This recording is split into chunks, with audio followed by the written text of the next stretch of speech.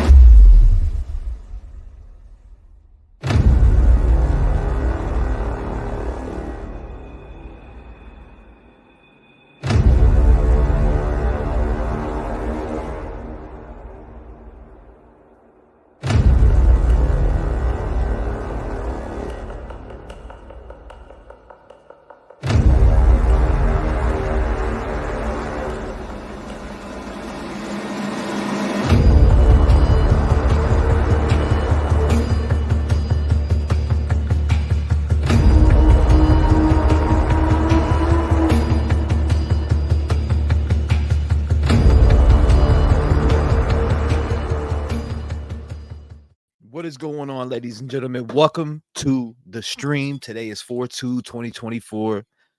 I woke up a little bit late today, got late here for the presser, but it's all good. We're here now. We're here to cover it. We're here to talk about it. I'll be taking phone calls, but I will play the presser for those who missed it. And I want to shout out everybody who's coming in. Deborah, nice to see you. How are you doing today? Steffi, nice to see you. Carol, nice to see you. Rachel says they have to be his if Seth turned them in, right? We'll see. We'll talk more about it. We're going to dive into that. I'll watch this. I'll pull this up. We're going to go over this presser real fast, and then I'll be opening the lines and letting them flood, and we will talk. Again, there was a possible sighting that I reported over yesterday. I haven't heard nothing back from that possible sighting on the email from the person that was in this chat yesterday, who ended up who ended up actually sending me an email. Not only the email that they sent to TBI, which was from, I want to say it was from the 20th. So we'll get into all of that stuff. Make sure you hit the like button as you're coming in. Make sure you hit the notification bell if you want to catch more lives, more content. Check it out. But let's go. MTB, how are you doing today? R Whip, nice to see you. Sebastian still missing. Absolutely, he's still missing. Again, they found some glasses. We're going to jump into this interview right here. It's only 12 minutes for those who did miss it, because I know maybe some of you did. So we're going to check it out real quick. I'm going to hit play. It's, like I said, 12 minutes long, and then I'll open up the lines and hear from all of you. What's going on, Rock? Nice to see you. I appreciate you coming by, Rock. Been seeing you every damn stream. Chatty Kit Kat, what is going on? I'm surprised they haven't come back with DNA results. You would think this, right? In my head, when I think about them finding these glasses, I'm like, well, did you do a DNA test on those glasses to see if they matched up to Sebastian or matched DNA within his family? I'm just curious. Why would they bring up the glasses if they did not match his DNA? Let me turn my volume up a little bit. Why would they mention the glasses if they were not Sebastian's? That's my point. Now, did they do a DNA test on him to make sure they were? Mitch, what's going on? Welcome to the stream. Shout out to you from London. Across the pond, huh? Glasses, if this may have been planted, or you said this may have been planted to throw off law enforcement? Wow. Interesting take there, Lori. I'd love to hear from you on the phone. Off the record says, stay safe to everyone who was facing bad weather. Yes. Shout out to everybody who was facing bad weather. Take cover if you need to. I've seen there's a lot of tornadoes going around, a lot of storms. I know my power flickered. So, and I'm not even in a major area. Just here, what's going on? Welcome to the stream. Nice to see you. Grammy H says, let today be the day. I hope they find him today. I really do. I hope they find him. But again, I'm going to ask one more time as you're coming in. Hashtag FTA for the algorithm. Make sure you hit that like button. Make sure you keep sharing the story out. I'll continue to share the flyers. I'll continue to share the... So I got the PDF for the flyers. If you want to print those out, I was dropping them in chat all day yesterday. The Sebastian t-shirts that were sent from Seth Rogers himself to me. I'll keep dropping that link. But let's go ahead and dive straight into this right now. Full screen it. Let's go. I'll be joined today by Susan Nyland, Susan-Niland. And this dude's of low. The Tennessee Bureau of Investigation. She's the PIO. I also have with me Sumner County Emergency Management Director Ken White. What's going on, Peggy? Nice to see you. Weidner. You guys ready? All right. Morning. I'm Eric Craddock with Sumner County Sheriff's Office, and we're going to come to you today with an update on the Sebastian Rogers case. Sebastian has been missing since late February. Froze on me already? Oh, yeah. This is a little freezing this. Here we go. Tip that comes in. As I said before, the investigation remains on. You're welcome, Rise and Grind. The entire community is deeply saddened by what has occurred. We're all extremely concerned for Sebastian's welfare. Nice to see you. Encourage the community to stay vigilant, to report anything that they think may be of some significance to the investigation, no matter how minute it may appear. Thank you, Debbie. Please call 1-800-TBI-FIND with any tips, or the Sumner County Emergency Communications Center at 615-451-3838. We understand the anxiety and the concern that this case has caused in the community.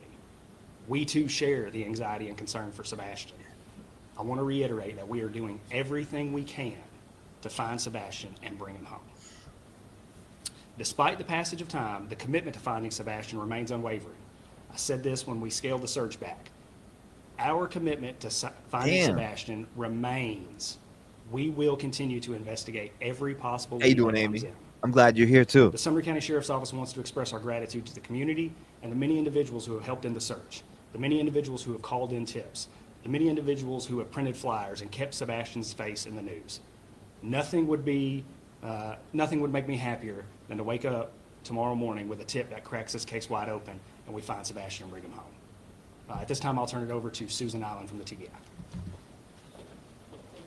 Thank you, Michelle. I appreciate your support. Good morning. Thanks for being here.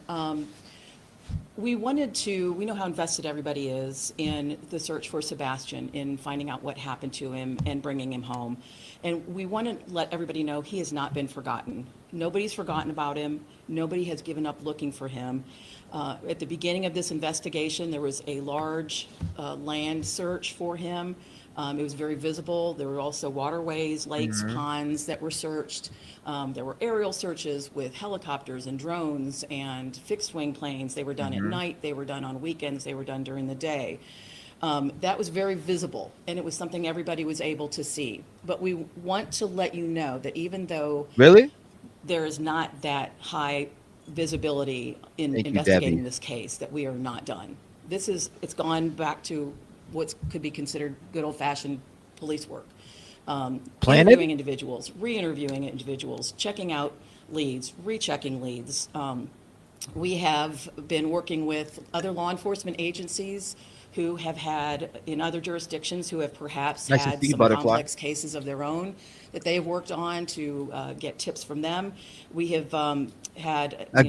just to give you an update on what we're checking out, this is the update. If you did miss it, it's from today, which was about an hour or two ago. Sebastian Rogers update. After this, we will be taking phone calls. So if you're trying to get through, lock that number in. Individuals checking out leads, rechecking leads. Nice to see you, Mark. We have been working with other law enforcement agencies who have had, in other jurisdictions, who have perhaps had some complex cases of their own that they have worked on to get tips from them. We have had, this day of technology with everyone having cell phones and doorbells and ring bells and surveillance cameras. That, as you can imagine, has been a bit of a chore to be able to collect all those and then review them. It's important so we know what's out there. We have been reviewing that, reviewing it again. We have had other agencies involved. The FBI has been helpful in that.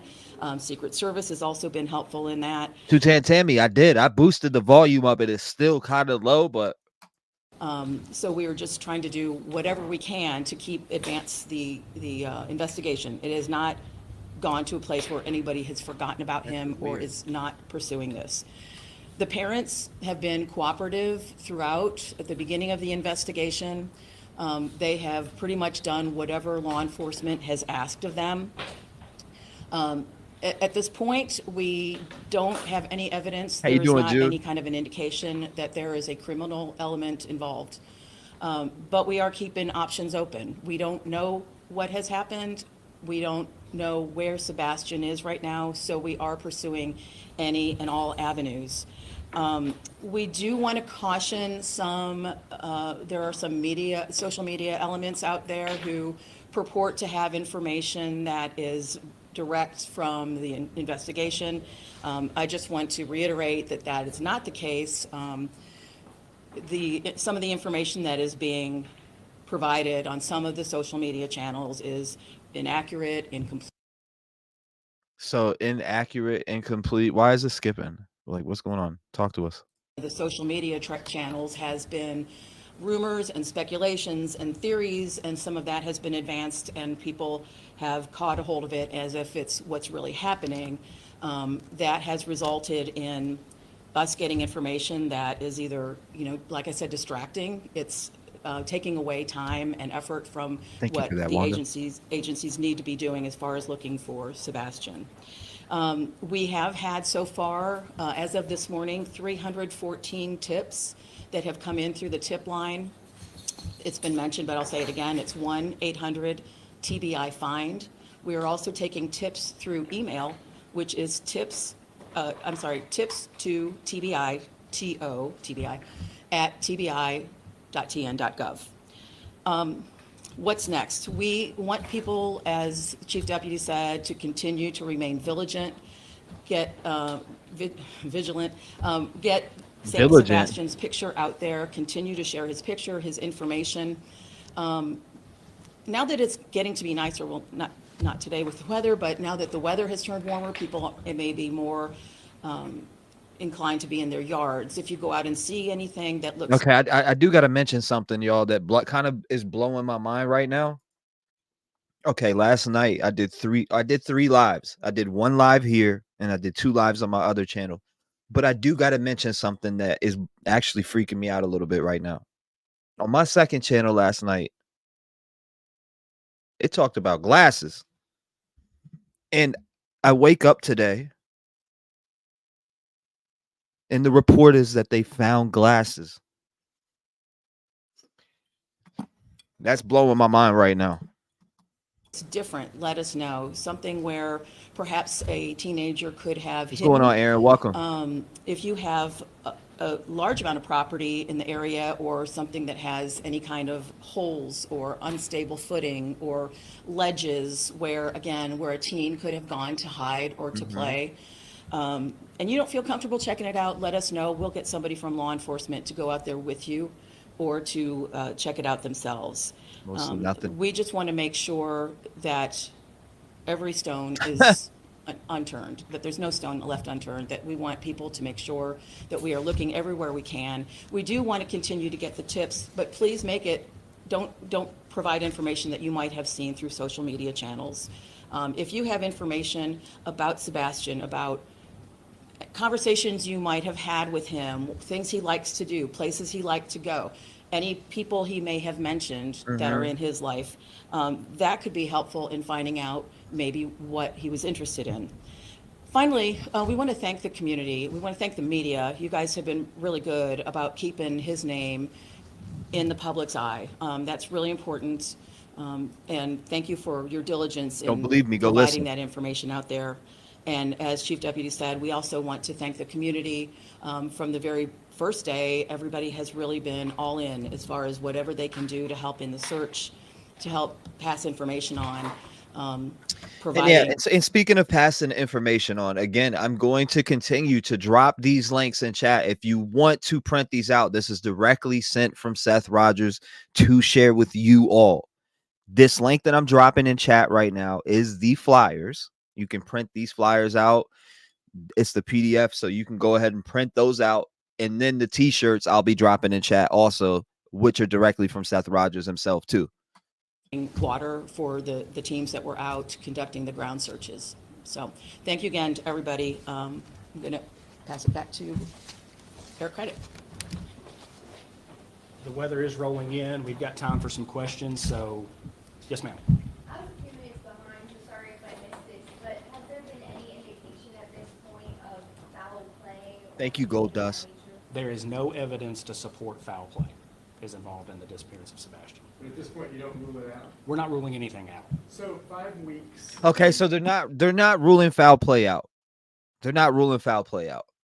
That's what he said. We're not ruling anything out. They just don't have anything to go off of it to say this is foul play. I get it. You guys covered so much ground. Said these cops are dumb. Searching, going back, researching, checked out every case of a possible sighting, nothing confirmed, not a trace of Sebastian. Thank you, Jalen. Anywhere, nothing found. You're a sweetheart. Thank you. Footprints, video, nothing. Nothing that is taking us to locate Sebastian. And are there any working theories? We come up with theories almost daily and try and investigate and make sure that we're doing everything we can to find Sebastian. Share any of those? No, sir. 2 questions, if I may. Have you ruled out Sebastian's mom's and stepdad's involvement in this case? And as a follow-up, They said you mentioned hoes too. What are you talking I think about? the TBI said it best. Hose. They've been nothing but cooperative with law enforcement since day one of this investigation. There is no evidence to support foul play on the part of Sebastian's parents. Is them moving to Memphis interfering at all with your investigation? Is it changing possibly the avenues of communication? No, sir. you mentioned when you were asked about recent evidence, we first saw rumors that there seemed to have some validity, that there was glasses found within the past few days. How you doing, Lupo? There were some glasses found in the past few days. Have you been able to identify that they were Sebastian's? We are still investigating. Okay, so they're still investigating the glasses. They're still investigating the glasses, is what he said. And on the Cajun Navy, have you found how is that coordination happening? Have you found their work helpful? Are you guys working in unison or separate teams? The Cajun Navy is operating independently. They have not reached out to us. Have you found their investigation or their work helpful, or has it been one of the distractions that has been mentioned? One of the things that I really appreciate they've done is print flyers and keep Sebastian's face out there. It's my hope that one day somebody sees something and calls in and this case breaks wide open and we find Sebastian. They claim they've received threats. To your knowledge, have they filed any police reports or reports to the Sheriff's Department documenting any of these alleged threats? No, sir. Are we able to learn anything about what those threats are? They would have to call the police and report them. Where does the search go from here? It's been 5 weeks, there's been no signs. Do you believe he's still alive? No one knows. Or are you guys going to continue working on it? My hope and prayer is that Sebastian is still alive, yes. We're going to continue to work on this investigation, follow up every tip and lead that comes in. That's what they say, Just Seth may found him. Revert back to us going over some things that we've already done for the 6th, 7th, or 8th time. A fresh set of eyes. My never hurts pleasure. anything. We're going to. Hey, that's what we're here for. We're here to help as much as we possibly can, whether it be posting a flyer, sharing a stream, sharing a picture, tweeting something, whether it's tweeting something or not, anything. That's what we're here to do. Continue to work to find Sebastian. Have the stories been changing at all? Have you been talking with people, interviewing them for a second time possibly? There is no evidence to support foul play. Are there any active current leads that you guys are pursuing? We have tips called in daily. Thank you, Mustard Mama. Seem legitimate enough to expand law enforcement resources? Regardless of their legitimacy, we're going to follow up on them. Will there be any other agencies pulled in to help in the search efforts for this case? I'm certain there will be.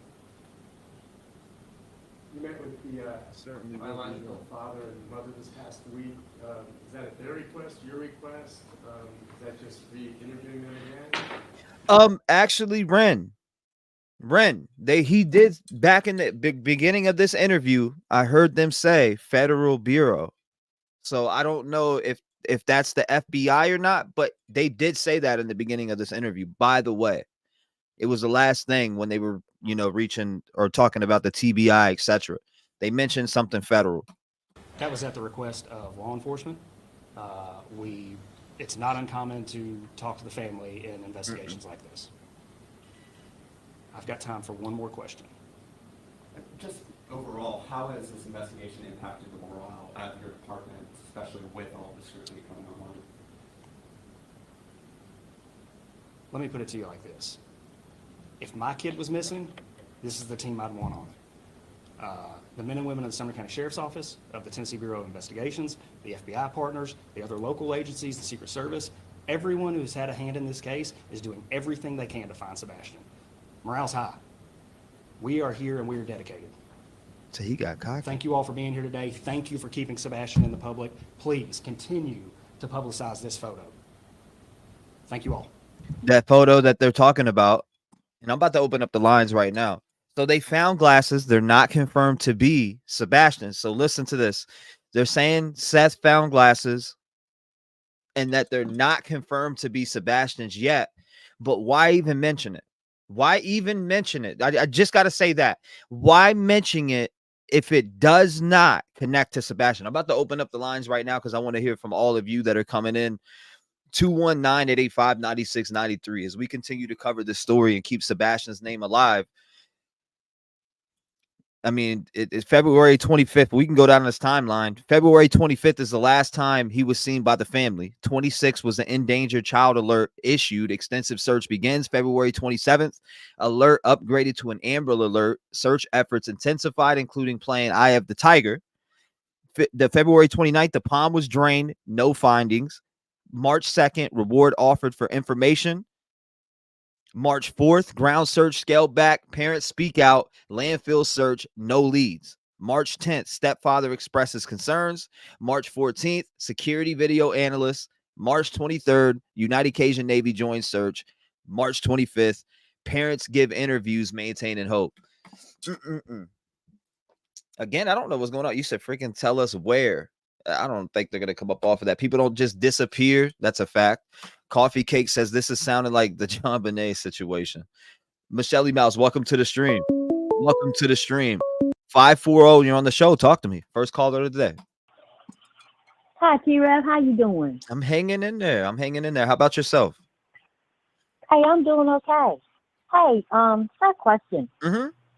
On these interviews that these crowdputs have been doing, Yes, ma'am. did anyone catch a statement that when they were talking about, when he comes home and he's not in any trouble and there'll be no malice towards him? Right. Okay.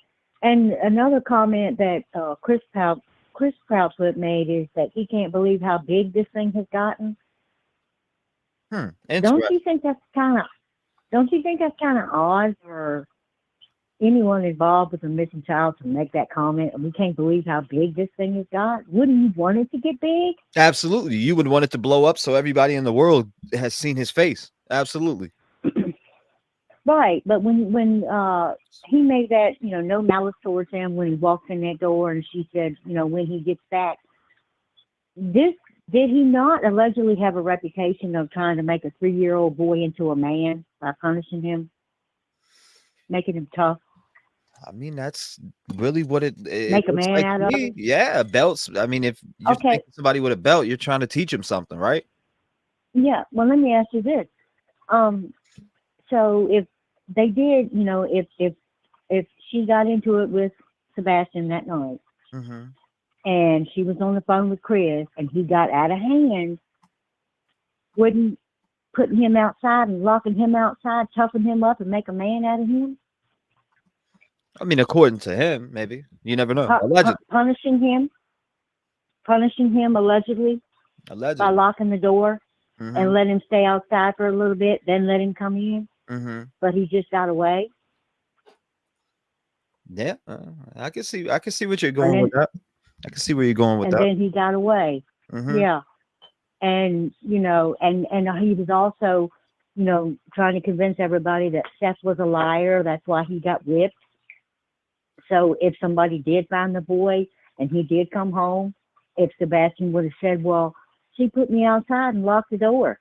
Oh, but remember, Chris has already told people online, on TV to the world that, that he's already a liar. He's getting in trouble for lying all the time. But I just got to thinking about that. Exactly. And so now they can't find him. I mean, so maybe she didn't do anything to him physically other than just put him outside, let him cool down, and lock the door.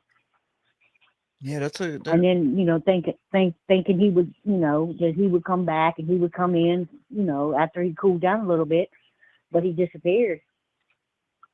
But the harrowing thought about that is that if that was the case, how long did that boy beat on that door to get back in? Right. Exotic prairie. And then he just gave up and just started wandering. I mean, was just a thought. I don't know if the Cajun Navy was shot at. That's a good question. I didn't hear that. No, they didn't. Nobody threatened them. No, they showed up. Okay, and like everybody said, their main goal was to make sure that people donated. But then they got blew out of the water, and people started calling them out, and then they looked for the first excuse they could to pull out and leave. So. Yeah, that's kind of how I felt. But anyway, what did you think about today's presser?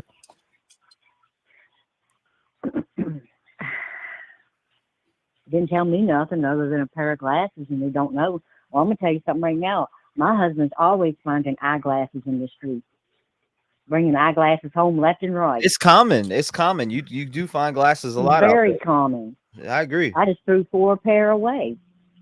But I mean, that's not to say that they weren't his. But another thing to think too, if this boy was barefooted and he's traipsing around in the woods, I mean, don't they have rattlesnakes and stuff? And you know, they have more predators down there than they do in Virginia. As far as, you know. But anyway, it was just a thought. I was just curious.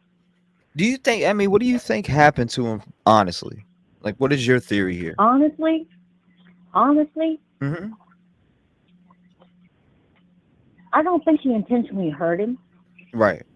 I think she put him outside, locked the door to make a man out of him. And with every intention of letting him back in. But he disappeared on her. But she can't tell law enforcement that. So she has to live it like, well, he got up and left on his own. Well, he doesn't have a history of doing that. FBI secrets. They did mention something about federal. I did hear him say something about Federal Bureau. Well, Seth said in one interview that he did talk to the FBI. I'm pretty sure I asked him. He said he contacted the FBI, but you know. Yeah. I don't know what came from it. I don't know. So law enforcement stated a few weeks ago that this was a criminal investigation, which can only mean one thing. Well, and you don't know how much pull that family's got either. Right. That's a good point. With the local law enforcement. So, who knows? That's a good point. So before I let you go, do you think that this was foul play 100%?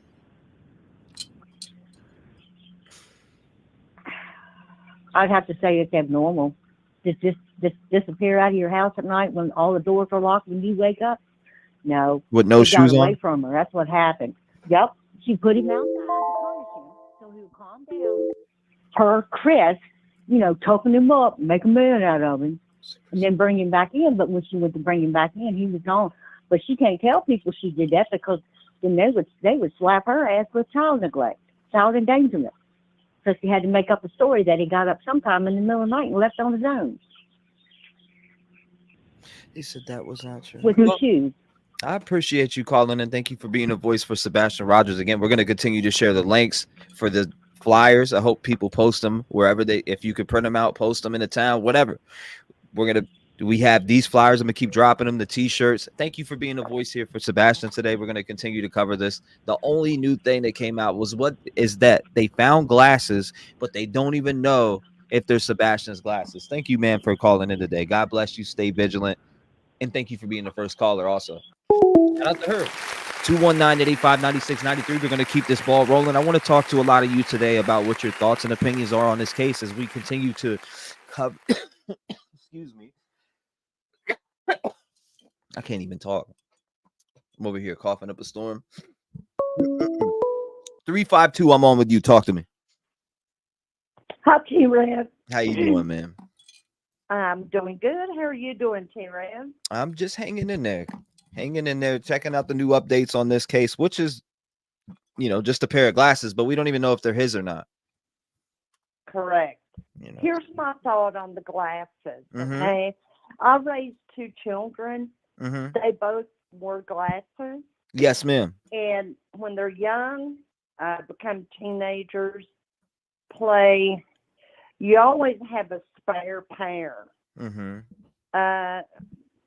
on standby because they get broke easily to me, they probably found the glasses. They could be Sebastian. Yes, ma'am. Right? Mm-hmm. But was those glasses put wherever they were, should throw the LE off or TBI off. But he still had a pair of glasses. In my opinion, I think that boy, God bless him, was took out of that garage by his mother. She said she went riding around looking for him, and there's no scent of him. Mm-hmm. And Seth said himself he couldn't see without glasses. Right. Right? Mm-hmm. So there's no scent. They found the glasses, but that doesn't mean he didn't have a pair on when it, whatever happened to him. But thanks for the good work you do, T-REV, and I love the way you pray. Thank you. That it jerks a tear because it's heartfelt. I feel it, and I appreciate that. Keep up the good work. I've been working on that for the last couple of years. I used to not pray like that, but I mean, ever since I have been, God has been blessing me in so many different ways, and I'm still picking myself up here. But I mean, that's I put my faith in God's hands, and He turned my life around. Yes, and that's all the way. We have, really. And now look, we're here. Now look what we're doing on the channel. We're here helping people as much as we possibly can, sharing out different things. That's the whole purpose here. And praying for the better good is always good in my hands. I used to never be a prayer like that. I mean, of course I said prayers, but now I make sure I say them on a daily basis. And like again, ever since I put my hands in God's hands, I've been perfectly fine. He's been guiding me on the right path. Still got things to clean up, but you can't go wrong. This case right here just it jerks at my heart because this 15-year-old boy is autistic. 1 and 2, he had no shoes on. Now they're saying they found glasses, but why? I just don't understand why we would mention the glasses if they weren't Sebastian's. You know what I mean? Like, why would we even talk about these glasses if they were not Sebastian's? Why put that out to the public at all? Because now we're going to sit here and speculate until we find out 100% if they were Sebastian's glasses.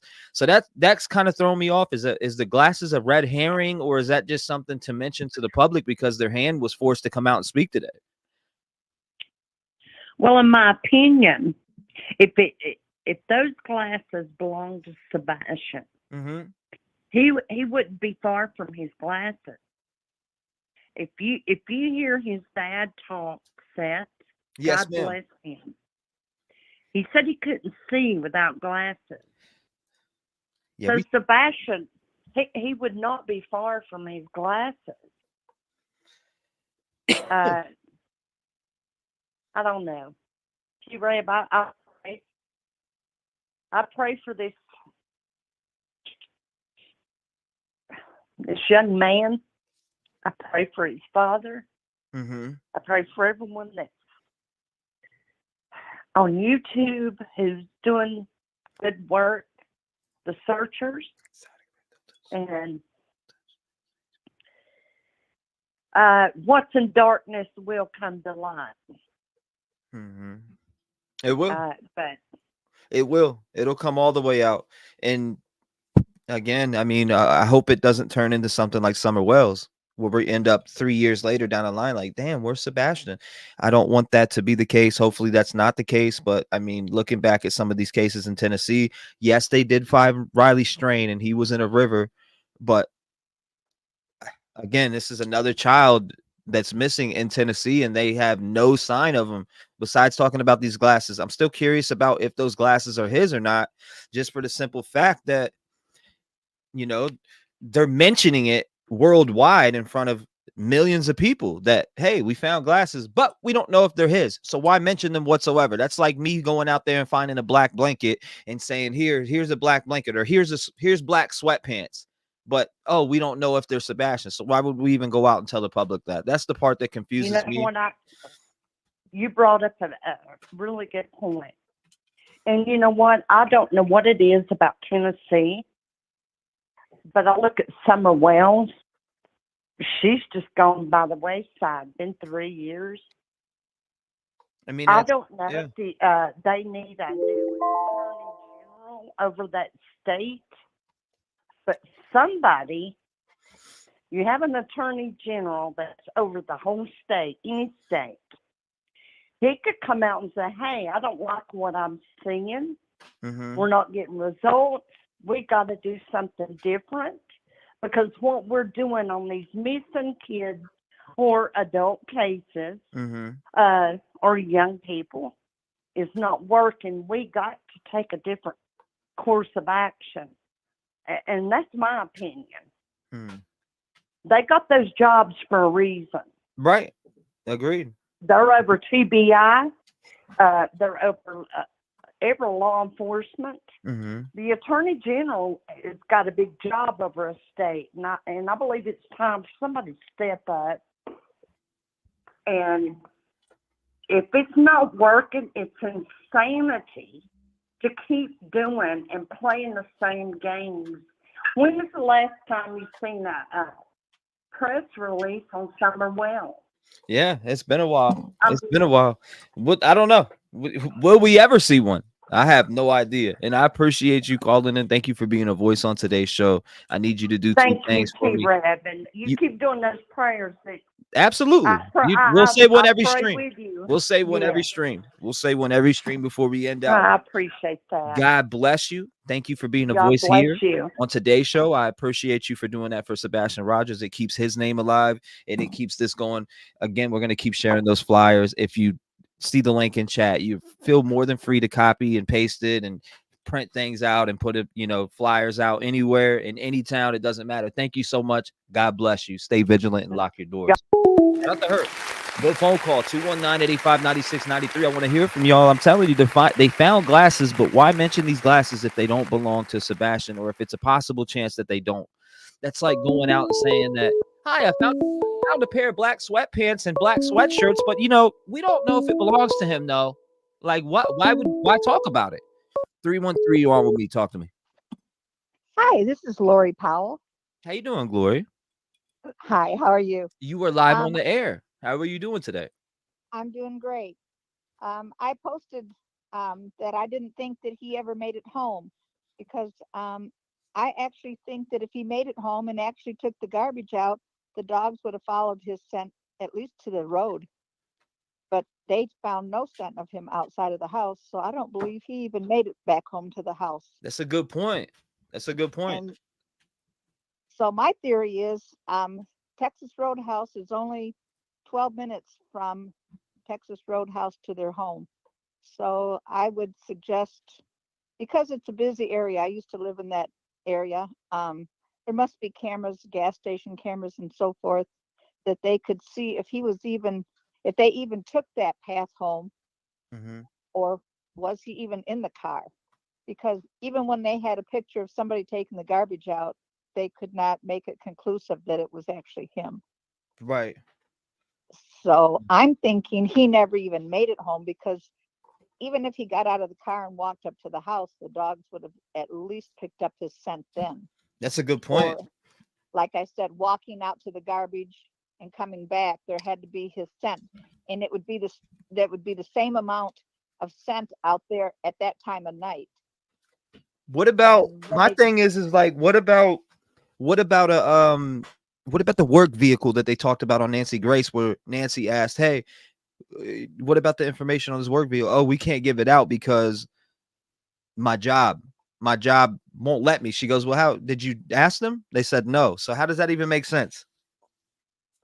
Now I don't have any theories on the work truck, but my other theory is that possibly after they left Texas Roadhouse, that she drove halfway on I-40 to meet with Chris. And that Mm-hmm. way there was only an hour and a half trip. And then they may have disposed of his body, because there's a lot of desolate exits along there where they could drive off, say less than a mile, and dump his body. And then each drive back, and they would only be gone a total of 3 hours, because it would be an hour to the spot and an hour back. And then she would do the same thing. She could have made that and still been home and put the trash out and never even went home. But they must have done some type of check on the vehicles, because both vehicles are very new, and I know that you can get information as to where the vehicles have been driven.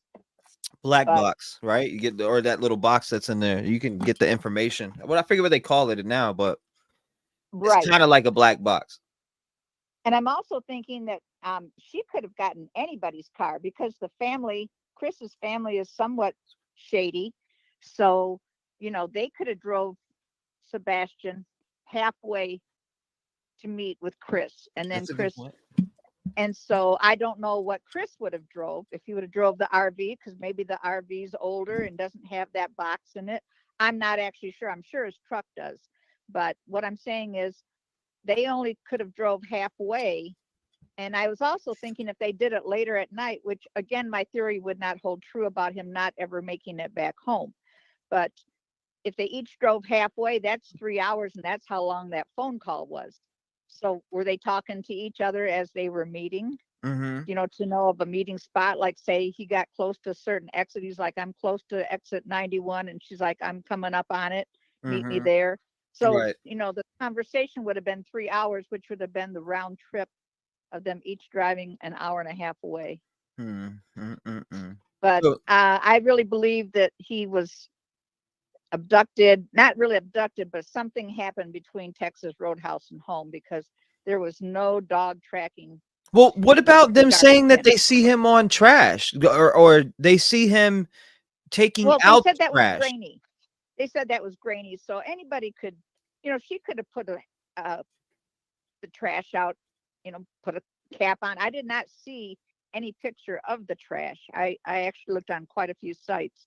So they said he was only seen taking the trash out.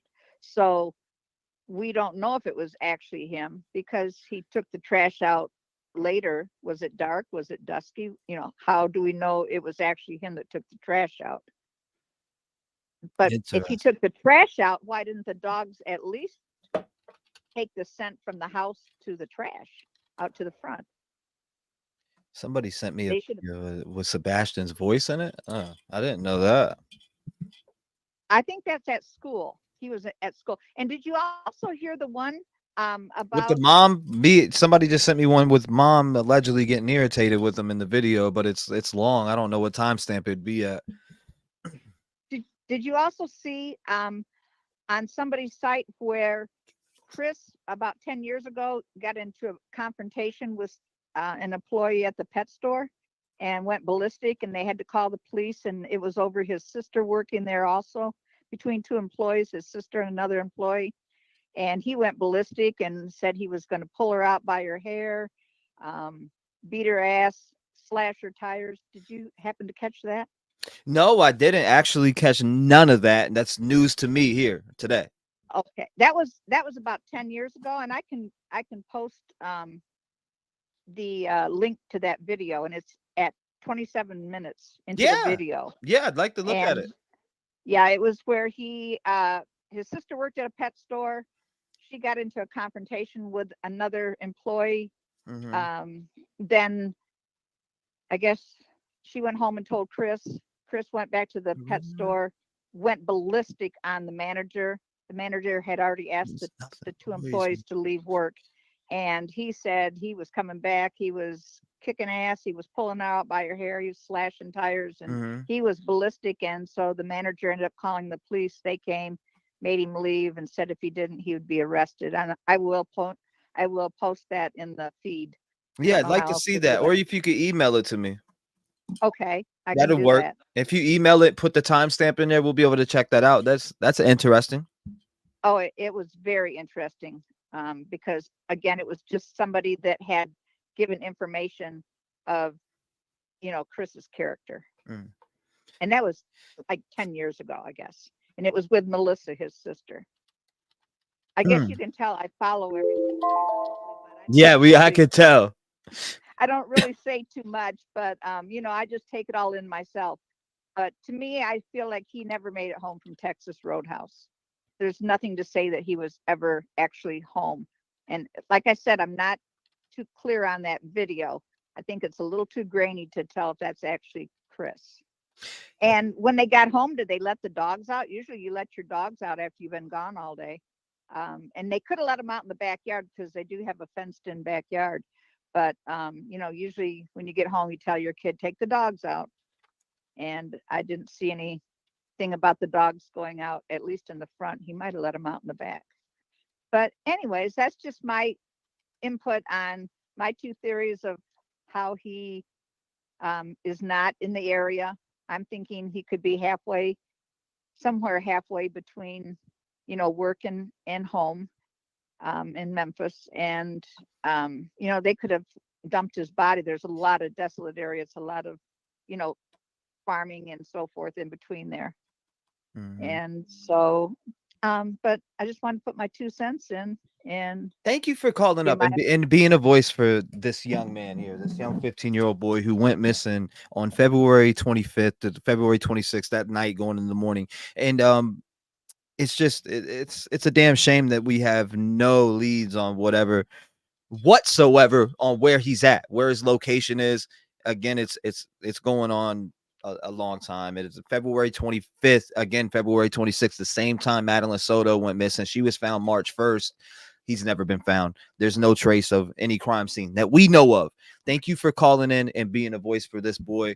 We appreciate you. God bless you, man. I'll be looking for that video too. RevGangTrueCrime@gmail.com. Again, RevGangTrueCrime@gmail.com. Stay vigilant. Lock your doors. Thank you so much. Shout out to her. And before we move on, I do want to say this. Before we move on and I take more callers. Dear Lord, I want everybody to bow your heads real quick. Okay. Dear Lord, we come before you to pray for Sebastian Rogers, the 15-year-old boy from Tennessee who has gone missing.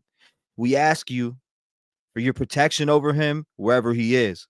Grant him the strength, comfort, and guidance back to safety. Surround his family with your peace and hope, providing them the support they need during this challenging time. Inspiring those involved in the search with insight and determination to find Sebastian Rogers and reunite him with his loved ones. In your loving name, we pray. Amen. I just wanted to get that off real quick. Say a small little prayer for Sebastian Rogers as we continue to cover this. 219-885-9693. I do want to hear from you. I'm dropping those flyers in chat, so make sure that you keep passing these around and sharing this link. These are directly from Seth Rogers himself. Seth Rogers sent me himself, so they're not no fake links. They're not, no grifty shit that people talk about. This is directly from the man himself searching for his son. 985, you're live. Talk to me. Hey, G, how you doing today, love? I am hanging in there, doing as best as I could. Rolled out of bed and flew in here like Batman. I just wanted to let you know, honey, that you are truly a blessing. Thank you. I so enjoy watching you, and may God lead you to the direction that he wants you to go in. God bless you. You are one young, amazing man. Thank you. I appreciate it. I wish there were more like you out there, sweetheart. Well, but I got a thing I want to tell you.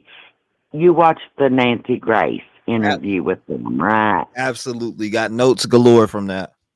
Okay.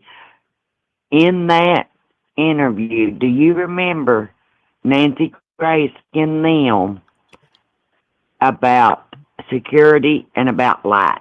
Mm-hmm. Well, I watched Dolly as well. He's my buddy. Mm-hmm. And he debunked. They lied about that. What they lie about? Specifically? Him through there about 2 o'clock in the morning. Okay. Their house was lit up like a Christmas tree. Mm. There is security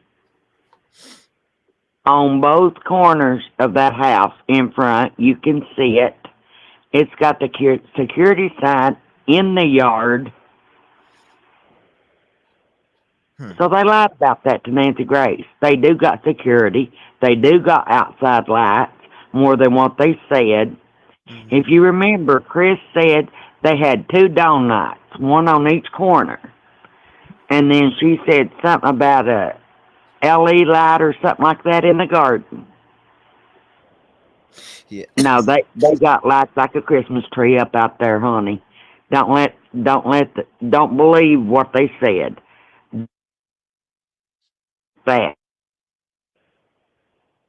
He debunked that. So he debunked that. Okay. Interesting. Yeah. Thank you. He went out there and flew a drone. It's about 2:00 in the morning. It's real dark. Right. And that drone went right in front of their house, and it like a Christmas bud. And it does show cameras on the corners of their house. 2 of them, one on each side. So there's a camera on each side of the house. Yeah, in front. Interesting. I wonder what they've captured on that camera. Well, if they's going to do anything, don't you think they'd have it turned off? I mean, you can't turn them off. You can turn them off as easy as you can turn them on. But if they did turn them off, wouldn't law enforcement be like, well, this is sus? Do you usually have them on? Well, there was a lady that called on Dolly Vision just a little bit ago that lived there in that close to where they live. Right. And she said law enforcement is back in the 80s. She has no faith in them whatsoever. And as far as the trucks that pick up the garbage, they manually pick it up. The men manually pick it up. They don't have no forks it up like a lot of places. And it took 2 men to pick that garbage can up to empty it. Took 2 men to pick it up to empty that bad boy, huh? Yeah. Interesting. Well, and that's probably why they went to that White Plains, Kentucky landfill that they went to on March 7th. Exactly. That's exactly why they went there. And they say that it was a precautionary measure to eliminate possible options and questions, though nothing came And I'm from glad that they did that. But everybody thinks that every town are the same, and they're not. These small, I'm originally from Kentucky. They only received the TBI, I know from what I was able to read earlier when I was, or actually before I went to sleep this morning, is that because I was working on the docuseries for Sebastian Rogers to keep his name moving out there. I was able to find that the Tennessee Bureau of Investigations only has up to like 314 tips about Sebastian, I was like, what? 314 tips? Yeah. That's little. And one of the ladies that called in to Dolly said that there was a bunch that wanted to go out and look for this young man when it first happened. The police would not let them. Would not let why, them. though? Why wouldn't they let them? The lady had, she had that was go out there, and law enforcement said no. Interesting. I wonder why. Don't know. But I do know that Chris's family is real buddy with some of the popos. I do know that. Do you know what's the receipts to that? You know? Did you hear Nina? Yeah, I heard Nina. I heard her. But I would like to see, we want to make those connections directly, like, and be able to actually accurately report it. So who's the connection? The only thing I can go by is what I watch, same as you, honey. Yeah, I know we watched it, but I'd like to accurately, if there is a connection there, then I'd like us to accurately connect that connection before I be like, he's got law enforcement or he's tied in. Like, I don't want to just put that out there and not. Oh no, I understand that, but I'm just going by what different people that's close to them are saying. You know. Yeah, no, I agree. Look, watch everything with an open mind. And, but also, I believe he's alive. I don't think they did nothing to him. I honestly believe they've got him hid. For what reason? I have no idea, honey. Yeah. But to me, that's the best scenario of this, is that they've got this child hid. I'm praying that that's what this is. Well, I mean, I don't think they'd be coming out and saying things like, we're searching for him, keep his face out there if they had him hid, but who knows? I mean, that'd be very weird. I appreciate you calling in. Thank you for being a voice here today. God bless you. God bless you too, ma'am. And I hope to hear from you once again, sweetheart. God bless you. 219-885-9693. They found a pair of glasses. But law enforcement goes on to say these pair of glasses, ladies and gentlemen, they don't know if they're Sebastian's, but we're going to mention it in front of the world with thousands, maybe hundreds of thousands. And we're going to tell you that we found glasses, but we're going to say we don't know if it belongs to Sebastian or not. Yeah, okay. 615, you're live. Talk to me. Hi. Let me turn you down in the background. Find a pair of glasses. They may be mine. No. Just make sure you do the DNA test on it and let me know what comes back. That kind of throws me off. Honestly, that's bothering me a little bit, that the fact that they would mention glasses, but say, oh, well, we don't know if they're his yet. So why mention it? That's like finding a bottle of Coke and saying, well, damn, I don't know. There was a guy here earlier and I don't know. We have, proof of life. There was a Coke and a campfire here. Very true. So I was wondering when they put the Amber Alert out. Do you know the date of the day they did that? Yes, ma'am. They upgraded it the next day. Okay, so when they upgraded it to Amber Alert, it was February 26th. It was first an endangered child alert, and then according to my timeline, the next day was they upgraded the alert to an Amber Alert, and then search efforts intensified on February 27th. That's when they did it. So at first, February 26th again, endangered child alert, and then they upgraded it the next day immediately. So I don't know what's going, how or why it went like that, but obviously they felt, fear for his life enough to put out an Amber Alert. Right. Okay. Yeah, that was basically my only question. Was I'm just now hearing about this Amber Alert, so I was curious when that was put out. Yep, February 27th. Yeah. And also, has there been any talk of any financial problems with any of the Proudfoots? I haven't dug too deep into that like that to know. To be honest with you, I haven't dug into that. Okay. There's been a lot of talks about the Social Security money possibly getting, being given for Sebastian Rogers. There's been talks about life insurance policies and tons of different things, but nothing that I've heard of as far as them bankrupt. I've heard rumors, but nothing that I can verify 100%. Okay. You know what I mean? All right. Yeah, gotcha. All right. Well, thank you. Thank you for your time. You're welcome. Thank you so much for calling in and just having any questions. I appreciate you. Thank you for being a voice here today for Sebastian Rogers. Stay vigilant. Always. And No lock problem. your doors. Good phone call. 219-885-9693. Found a blanket. Said the ambulance. Hold on. Let me see. 931. What's going on? You're live. 985-9693. I can hear myself in the background. What's going on? How you doing today? Hi, this is Bob. I'm here in Tennessee. Bob, glad to have you on, my brother. How are you doing over there in Tennessee, my brother? Weather okay? Oh, waiting for the tornado warnings to get done. Well, I hope that you stay safe, sir, and that you don't have to go in no basements or nothing. Hopefully you have one. I don't have a basement. I live in a trailer. Oh man, you're making me worry about you, brother. Well, keep your eyes out on that. What's going on? What's your thoughts here? I mean, you're here obviously looking at the Sebastian Rogers case. What were your thoughts after the presser today? How are you feeling? My thoughts have gone straight from day one. Nothing's going to change my mind. These people have not indicated at all that they expected Sebastian to come home. That's a good point. That's a very good point. I mean, whether they hurt him or whether they hit him or whatever, these people never expected him to come home right from day one, because they were going out right away. The first day they were going, I mean, the first and second day, you would make sure at least that you would be there in case he did show up. Yes, Not sir. them. You know what I mean? Not them. They weren't worried about that. And if they did something to him, they're very confident that he won't be found. Oh, man.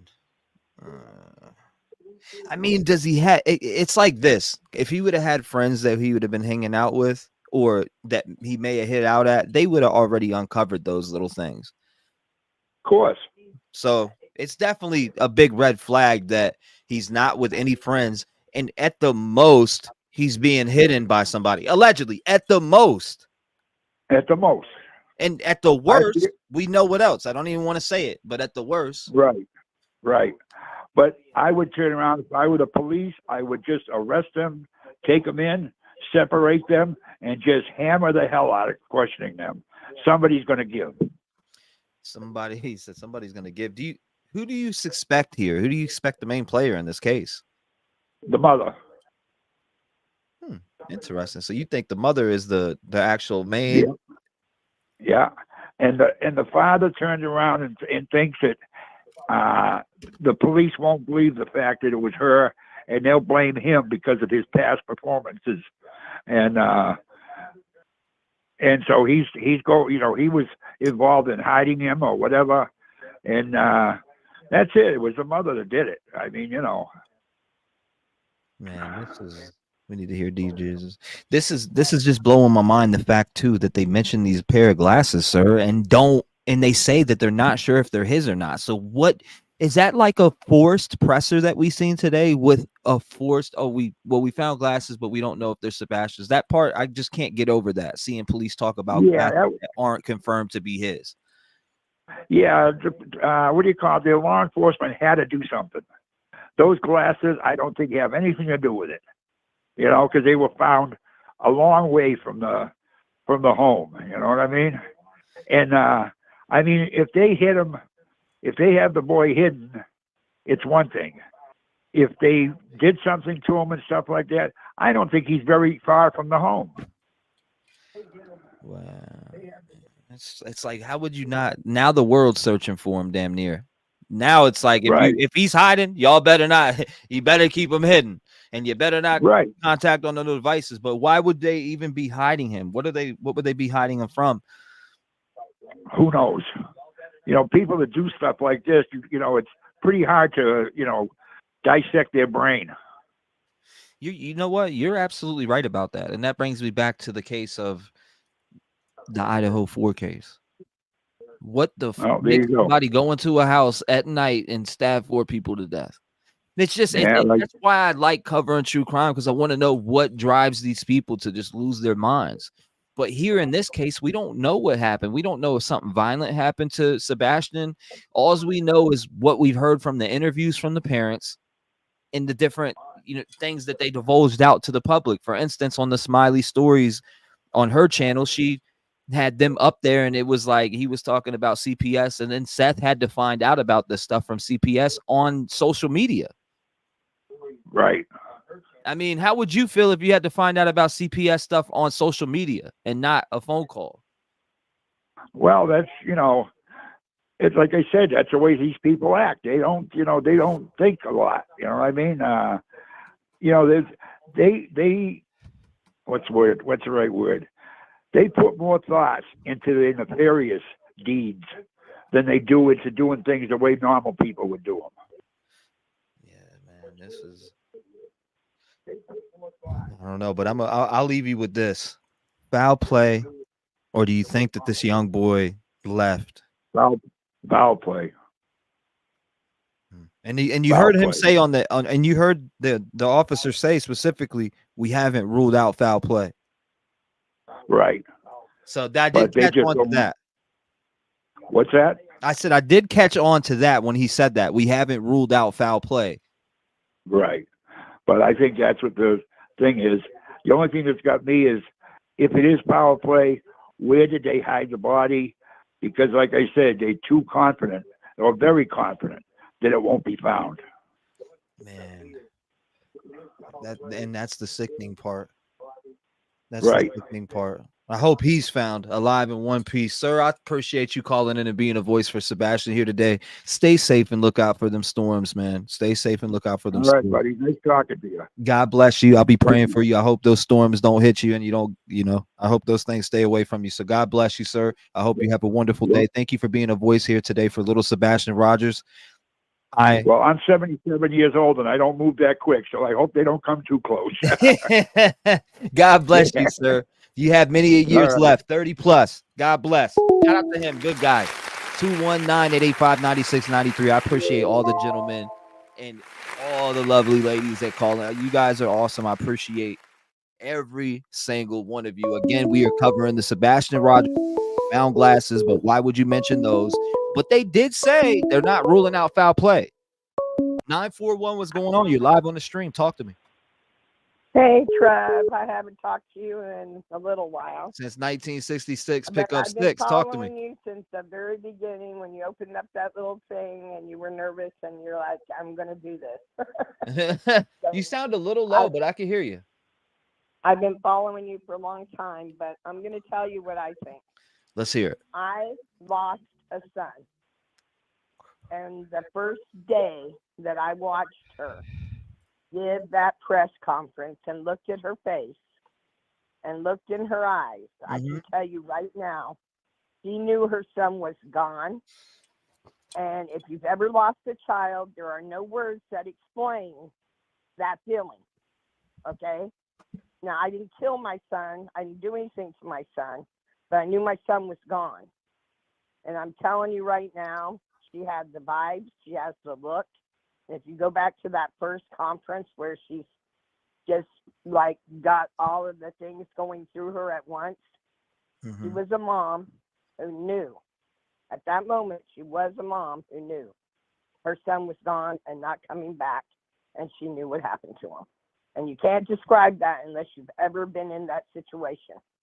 And it broke my heart. And then once I got to know Seth, it's really broken my heart because that man loves his son so much. And I also have an autistic grandson I have raised. He will be 21. And they are creatures of habit. They are routines. They're so important. They are so loving. They're so innocent. They're so trusting. Yes, they have meltdowns because they have sensory perceptions. But I'm telling you, he knows his son. And he knows what his habits are because he's the one close to him. He's the one who's had the patience for him. He's put in the work with him. And he knows what's normal and what's not with him. And it breaks his heart because he knows, and I know he knows, what is good common, just like when he said with the fire ants. My grandson had a thing with lightning because he loved storms, and then all of a sudden, someone told him someone died getting struck by lightning. You know, for 2 years, we couldn't go out if there was a storm. He wanted us all to come home. We couldn't go out if it was raining. If we were 20 miles away, he would have a meltdown and a panic attack. And he has a shoe thing too. I don't know if they all do, but he has a shoe thing about putting shoes on, not wanting the feel of the grass or the dirt under him or whatever. And that Chris guy, he is so controlling. But what I think happened is almost a Susan Smith thing here. 2 or 3 things. I think there were a few things said, and I'm going to say them as fast as I can because I know other people, but Susan Smith chose a man over her child. And sometimes a parent loves a man more than a child, or she hates the ex more than she loves the kid. And I'm just going to tell you that I think when he said something kind of crazy, like, I hope you choose the kid, I think there was a 3-prong thing here. Give him to Chris, but I think that was sneaky because he liked having control, especially after listening to Nina. He used that kid to control Katie. He loves torturing kids. We've already seen evidence of that.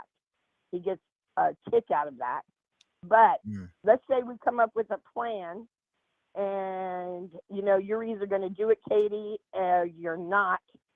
And I hope you choose the kid and not do away with Seth, let's say. But instead she does. Okay. There's you know, that kind of scenario, but involvement somehow, but not involvement, like she's making the choice or, you know, the control aspect of it. But the scary thought around it all the way around is you've got controlling issues. I don't know, maybe she thought Chris would leave her after all, and then Seth would have the check and she'd end up broke again. Maybe she likes her lifestyle. I don't want to go into all that. All I know is I'm going from the first day I seen that woman, and then the little teeny lies, and then leave home like everybody knows. No mom's leaving home. And then we can find our kid anywhere. I mean, seriously, when she said to Nancy Grace, he could be anywhere. And then one more thing I'm going to say, and I really want an answer to this. Yes, ma'am. He said 3 hours and 37 minutes door to door. What takes 3 hours and 37 minutes door to door? No time is going to be the same, ever. Never going to be the same if you're timing something. We learned that in math when they say, how far and how long does it take to get from point A to Z? 3 hours and 37 minutes. We know there was a phone call, but what else happened that night that took 3 hours and 37 minutes exactly? I mean, he didn't say 6, he didn't say 5. We know that doesn't happen every time on a planned trip. There are little things that he gives away when he talks. Words matter. Linguistics, there is a study on that. But I'm telling you, he said 3 hours and 37 minutes exactly. What happened that night? Did she meet him part way? Because we all know he had a happy day. And Seth said he didn't look so happy as he does leaving that restaurant as he does with him. Whereas he not happy because they were supposed to go meet Chris and he didn't want to. I mean, what happened that night? And he also said you could see you couldn't recognize it as being him taking out the trash. And no windows, no doors, no nothing were unsecure except for the garage door, which is always unsecure. Right. Their car is parked in it, but nobody ever left. So what happened after that restaurant and what time did she get home? And the police did not say they cleared everybody. They said no foul play right now. And they also said for the most part, they're cooperating. Okay. But they're not going to tell you all that until they have solid proof on some things. Like Seth keeps saying, they're not going to let you know everything. Exactly. And they want them to quit talking. So they don't want them to be suspicious. But I want the 337, and then I want everybody who's ever lost a child, or maybe not, go back and look at that first interview when she is all in herself and her feelings. And I want you to look at that face and look at those eyes and look at her hands and look at the way she's talking. And again, I want someone to highlight those marks on his arms. Those are scratches, bites. I saw them close up. They're something, but they're not dogs. And I have Yorkies, and I can still tell you, they're not dog marks, and I saw them for the first time up close. On this link? Or on the picture I got on the screen? I'm telling you, they're not dog marks. I have Yorkies. I have all kinds of dogs. I do rescues.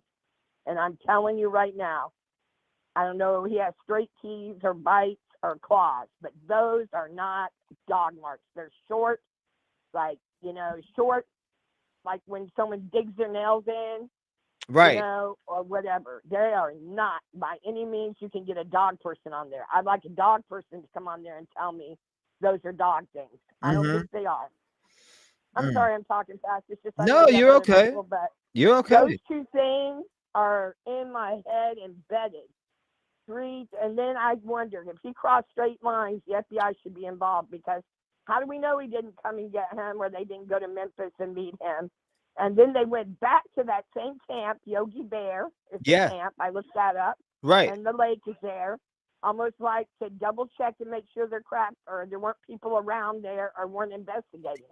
I think they went back to see what was going on there, just in case, to make sure maybe something wasn't going on there. I don't know, and then his parents, after listening to Nina, they're going to chase us off. And I think the Cajun Navy, I know they brought them in. I know Seth and everybody wants them there. But come to find out, they didn't really know who Seth was if you watch Nancy Grace. And then I saw her interview and say she was on the phone, and she's the one who brought them in.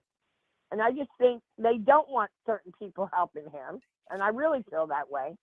And I think they thought all this might go away. And I don't know if it was accidental, not accidental. I don't know if it was planned. But we all know that a court case was coming up. I don't think he wanted Seth to say anything because he wants his daughter. And they're honest kids. They're going to tell the truth. Right. And come to find out, CPS was there not once. He admitted twice to do with Chris, twice to do with Sebastian.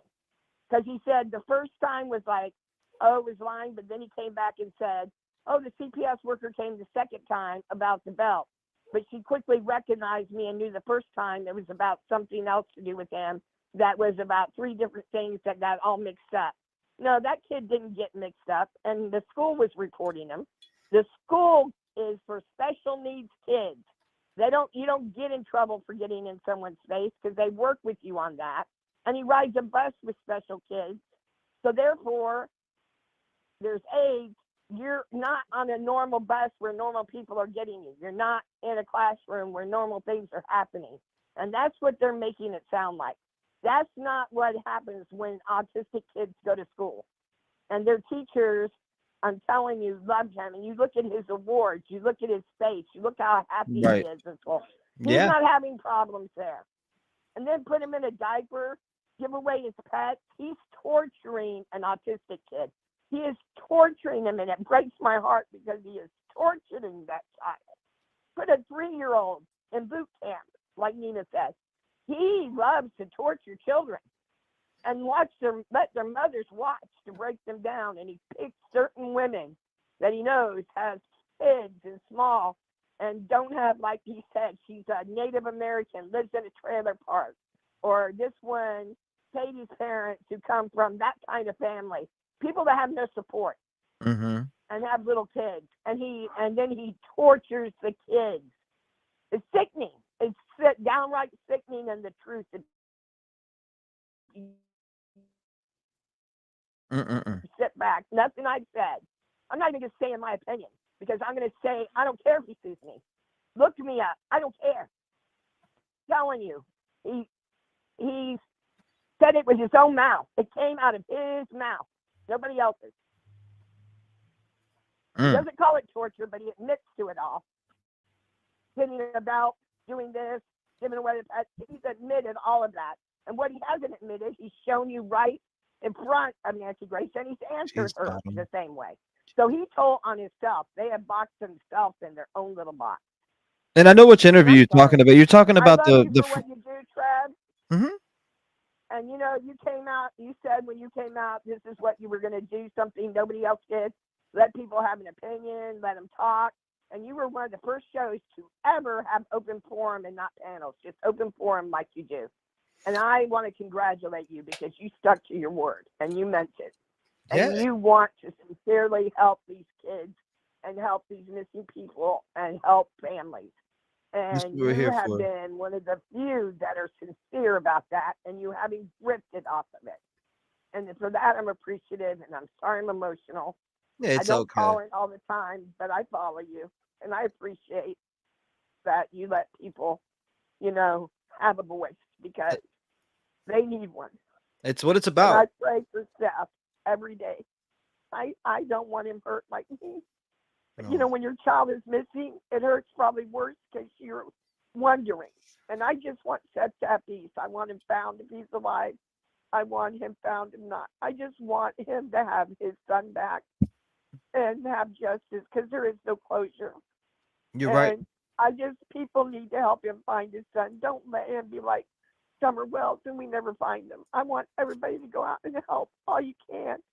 Give free flyers, print one, give them to the, you don't live there, give them to the truck stops, you know, to truckers will take them, give them to everybody you can. And he has a reward. Let's get the reward up. If you don't have a check, you know, you can call, you have what you call bill pay on your checking account. It's free. And you can print it out. Your bank will print it out for you and send it for free. Yes, ma'am. And it is an actual check. It's called bill pay. But 3 minutes 3 hours and 37 minutes. I don't know if it's a phone call or what, but there's something that he said and why he said 3 hours and 37 minutes, because that just doesn't fit anything. You cannot time 3 hours and 37 minutes every time to work, to school, to anywhere. It's never going to be the same time. Well, and he said that with his own mouth. Why? What did he time that was 3 hours and 37 minutes that he had to fit into a timeline? yeah. Well. Anyway, That was heavy. That was heavy. I felt your emotion. I felt the passion that you have about this. And you know what I want to say to you? I want to say I appreciate you so much for calling in and being a voice for Sebastian Rogers. Thank you so much for being a part of the show, for stressing your thoughts and opinions on what you think's going on here. Thank you so much for doing that. It keeps the voice of Sebastian Rogers out there. Again, the article like you're talking about, or the flyer, I posted it multiple times. I keep posting it all day long. I posted it yesterday. I'm going to continue to post and support. I've been dropping Seth Rogers shirts. I got one myself. I'll be wearing it here in the next couple days. And give Nina Arms a rap, because I'm telling you, don't judge her for what she went through. Don't judge her for not earlier. That woman, I fear for her safety, because these people are not nice people. And she's got a lifetime of dealing with them. And Thank you, Denise. she needs arms, because it is hard to speak out. And I feel you're so right. bad for You're her. right. It is hard to speak out. It is. But you know what? But people doing bad things to her or making her feel a certain way is the reason people like her don't come out. And that's why stuff stays in the dark. And it doesn't need to be in the dark. It needs to be in the light, because that's how you save lives. Oh, we don't want the kids to testify. We don't want to talk about it. We don't want to do that. No, that's the way of predators. I just said that yesterday. You know what? I just said this yesterday, and I'll leave it on this note. Move on to the next caller. You know what I said? Yeah. I said, if I gotta sacrifice my privacy for the greater good to show people that being so private sometimes can work against you, I don't care. I will be that person, an example to everybody that, hey, see something, say something. We have to. That's just how we got to do it. Thank you so much for calling in. I appreciate you for being a voice. Right. We have to, or it's never going to end. Exactly. That's what I'm saying. I get private lives and all that, but when it comes to certain things, we have to be a little bit more open with everyone in the and just they have everyone. Brainwashed us into, if kids don't have to testify, if this, if that, and then they end up with life. We'll see. We'll see how it turns out. I appreciate you being a voice here. Too. I need you to lock your doors. Stay safe. Stay vigilant. God bless you, man. Shout out to her. Good phone call. Good phone call. 219-885-9693 as we continue to cover the Sebastian Rogers case around the clocks extensively. With the only thing today, found glasses that they don't even know if they're Sebastian. 615, you're live. Talk to me. Hey, T-REV, this is Denise. How are you today? I'm hanging in there, Denise. How about yourself? I am attempting, like you, to get all of this figured out. Several things that keep kind of nagging at me, actually. First part is the liquid pocket on the brain. And it sounds like he could have easily hit his head and then been hurt. He made the comment that he keeps talking about just the thud, never says anything about what it was. I think there was something about the thud. He went in there, got upset with them, it escalated, and possibly he fell back and hurt himself. And then ultimately that led to his demise. But the biggest part for me has been, how was the body removed? Well, they've actually told us how the body was removed. She searched for, 15, 20 minutes that morning? So she took him out of the house at that point, met somebody, because nobody knew to be paying attention to her car yet. And I think she's actually telling us more in the time she has spoken than what we realize. Yeah. So she went and searched. That's when the removal was. And she keeps talking about the thud. And her and Chris are both very controlling people. I'll be nice about that. But and not only being a narcissistic individual, along with that, they know how to control each other. So in their videos, or in their interviews, they're actually playing off of each other. If you watch him, he knows that when she starts taking a cue, showing a cue of she's getting slower in her talk or she starts to stumble, he immediately picks up, might repeat it, or if he's afraid she's about to say something, because in some of them, you see she's about to crack. And he'll take over. And it looks very sus on his part, which he's not liking because he does not like to be talked bad about or talked about without controlling the narrative. So he takes over on those things. So they know how to work off of each other well enough. Right. What do you think about that part, about how they're working off of one another on those things? Because I don't think she's as innocent as she wants to try to portray herself. She keeps putting herself on there as she's the heartbroken mother, but I'm sorry, in her first interview, I did not see tears. And that's, you know what, I'm glad you brought that up, because Nancy had spoke on that and said something, or she didn't speak on, she actually asked a question. And what was the answer? She said something about, I've been crying for a month. She said, I cried for a month. That was her answer to that. Still crying. She said, I cried for a month. That was it. And she was like, oh, yeah. And the reason I'm not looking, I cried for a month. And the reason I'm not looking at the screen is because I don't want to see, or what'd she say? I don't want to keep seeing the nightmare or whatever. I forgot exactly what she said, but see the types of pictures y'all are putting up there. I want to keep looking at his picture. Yeah, it's like, but she's never looking at his picture. She's constantly looking just straight down. There was even an interview that she portrayed the same exact mannerism, and you could see the table. There was not a picture in her line of sight for her to be staring at. She was just looking down. I think she's more apt to break, and I think that's also why I had seen Seth in comments one day and asked him specifically, did they ask for just the bio parent, and Chris wasn't able to attend? Did they ask for all three or just bio? And he said, just bio.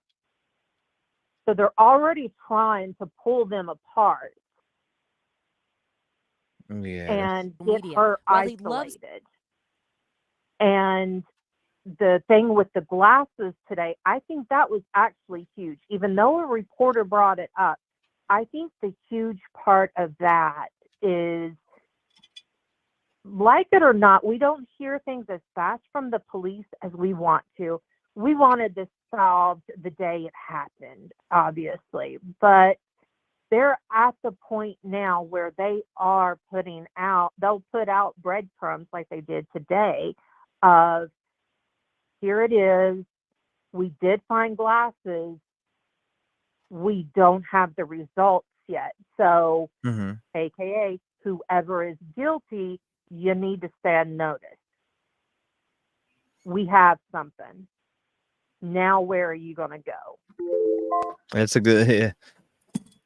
That's wild. And Hendersonville also is not, I'm from Nashville, born and raised, known the area all my life, obviously. And Hendersonville did not get a growth until it it's more in recent years, 20 to 25 years. I'm old. Yeah, that's still recent to me, 20, 25 years.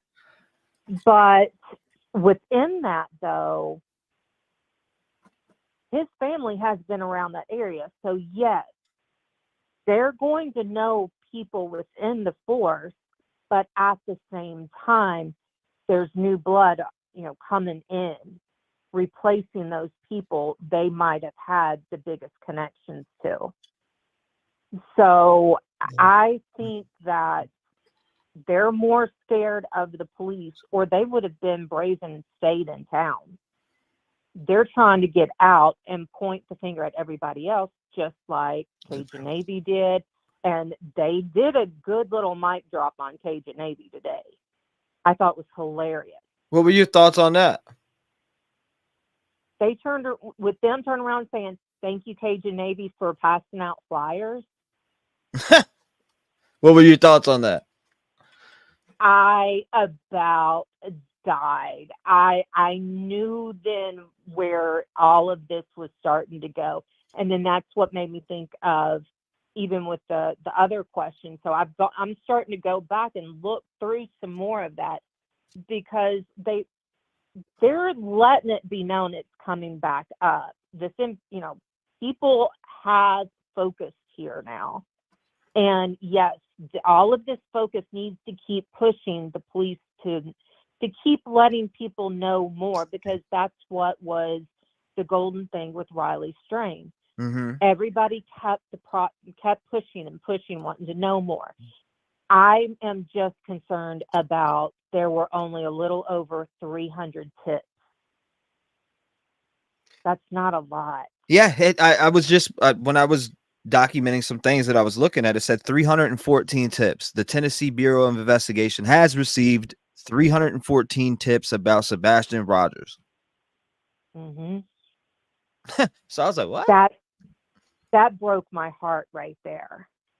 And I think that Seth has done a really good thing with making sure to pay attention now of getting people to start pushing others to start talking, to get them more information out, get this more readily available, where everywhere people go, they can start seeing Sebastian's face. And I was the one in the comments yesterday that said, please, if everybody gets on their Twitter right now and throughout this entire week and constantly reposting that poster that they have, we're going to hit more people that way also, because you're getting the face. He also said in another interview of the additional states that there were families at. So right now we don't know those cities. It's an entire state. It's crazy scary to think how long and how far we would have to go just to get information out there. But I know mainstream media, we have our pros and cons about them, mostly cons at this time. They can still help, because there are people that, at least that way, they're watching the news in the evening. But also with getting on Twitter, X, whatever you want to call it these days, get those posts out periodically throughout the day, throughout the week, until we find him. That's going to keep more people going. Wait a minute, let me find more information out. I keep seeing this. And people will start looking that way as well. For sure. It breaks my heart to know. I think that the foul play comes in through the mom possibly allowed her anger get too far. And I think that there's something more about that thud. Something more about that thud. She keeps talking just simply about a thud.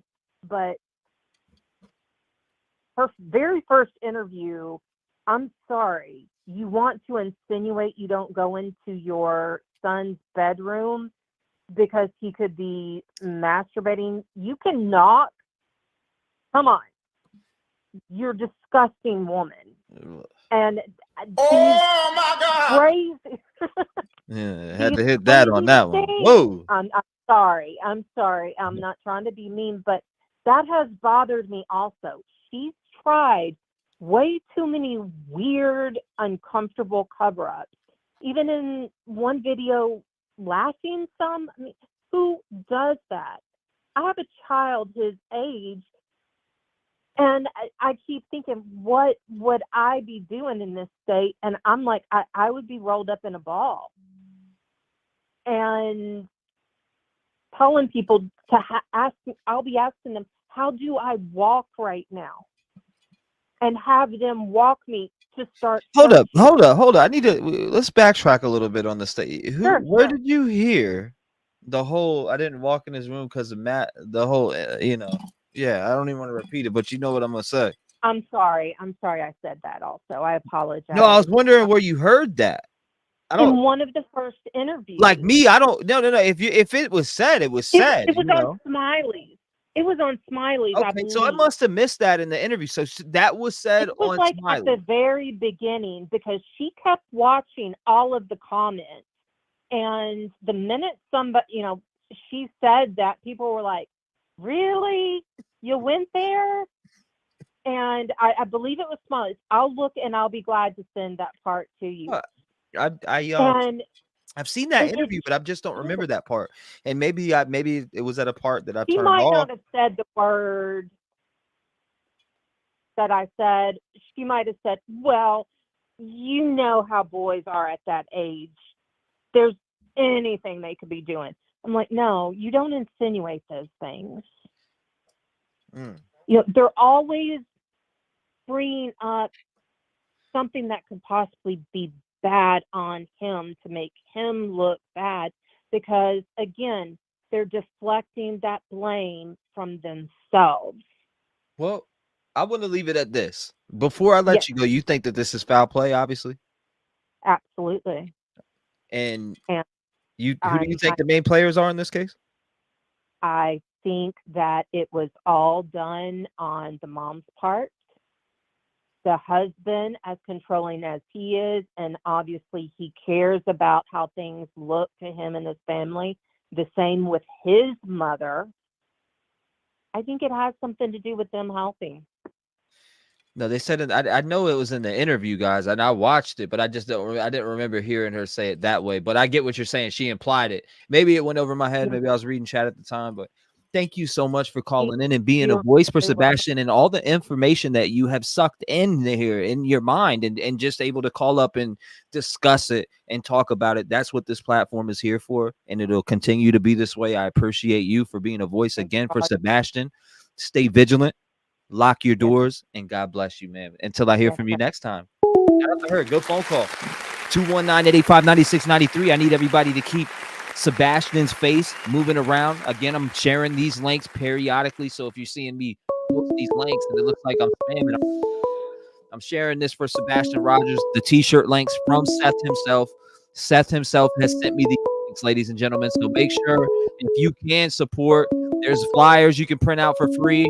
There's t-shirts, etc. 706, you are in the mix. Talk to me, you're live. 706, can you hear me? 615, you're live. Talk to me. Hey, T-REV. This is Marissa. I'm calling from Murfreesboro, Tennessee. I'm glad to have you on. Tennessee, how far are you from this location? From Sumner County, I'm about an hour. Oh, wow. Wow. But I think I called last week. I got in. But yes, I want to add something. Okay. Add whatever you like. Seth was on a live stream. Yes, ma'am. A couple nights ago. And I asked him if Katie or Chris mentioned the thud sound in the bedroom. And he said no. What? And that was a massive red flag. I don't know why they wouldn't disclose that with him.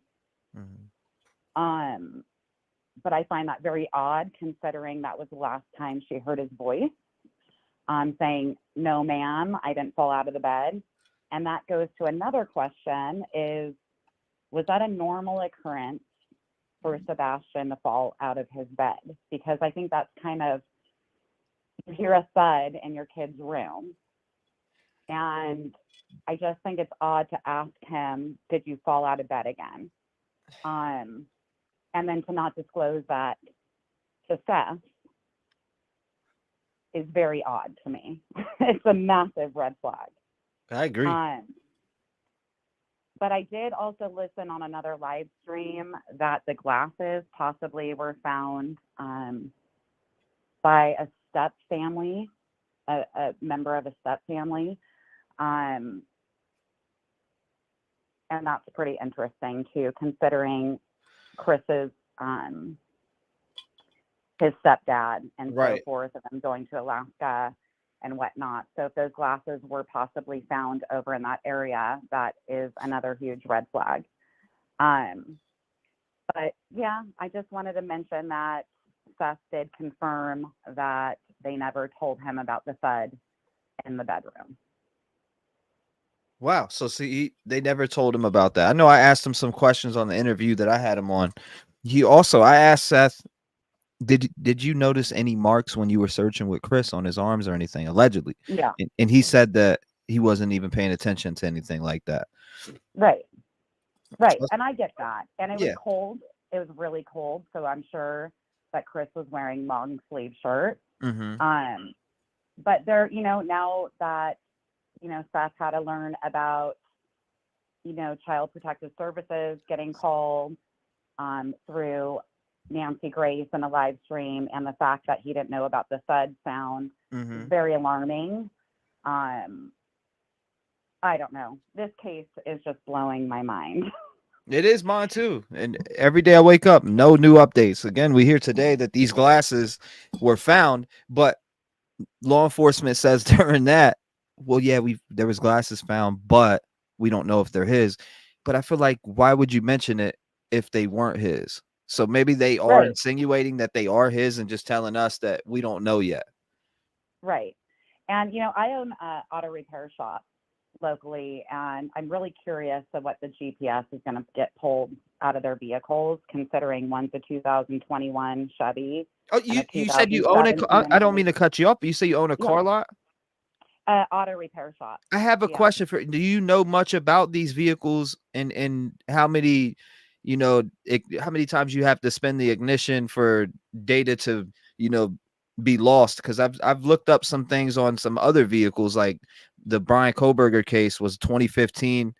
Was it the 2015 Hyundai Elantra? It had like 800 like 800 times that if you start it, it'll, erase that data. I don't know how the newer vehicles are, but yeah, this, especially the Infinity, it should have everything. Even if you watch the Murdoch case, I don't know if you followed that. The trial. I didn't follow the trial, but I actually ended up watching everything after it, and because I was in the middle of covering Idaho 4 at the time, so I caught up with everything on Murdoch right after that. Right. It should. I mean, it's so these computers and these cars, you can gain so much information, even down to how fast they're driving, when the car is put in park to drive neutral.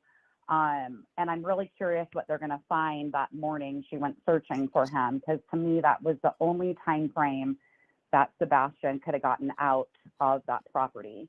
And, I'm putting myself, if it would have been dark at 6 o'clock in the morning, very cold and dark.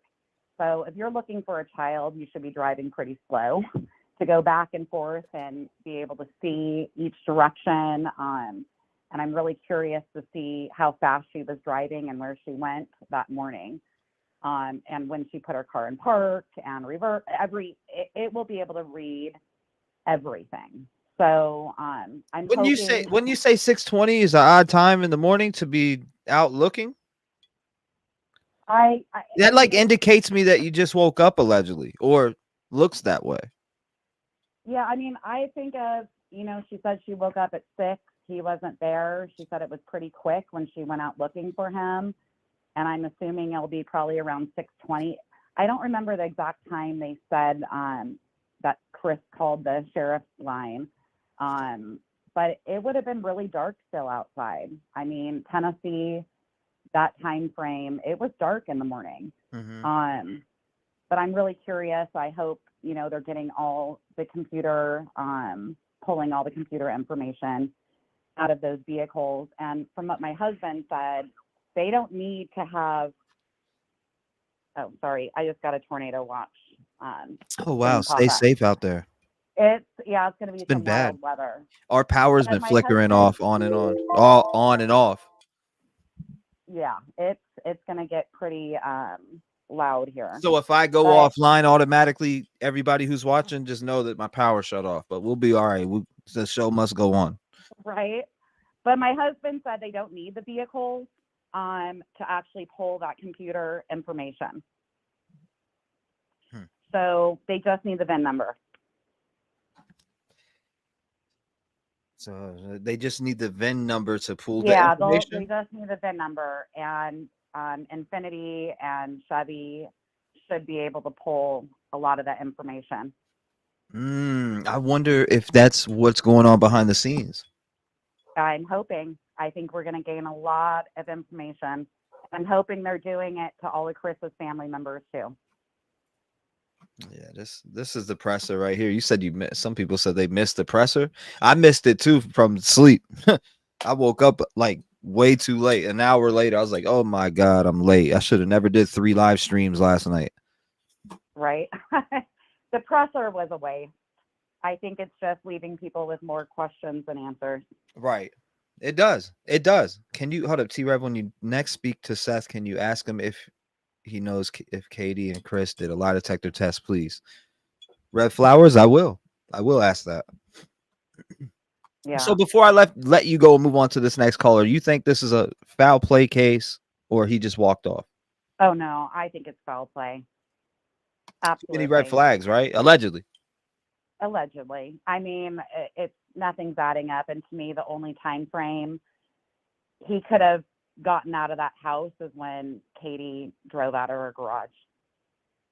It was either a handoff or, I hate to say it, he just hasn't been found yet.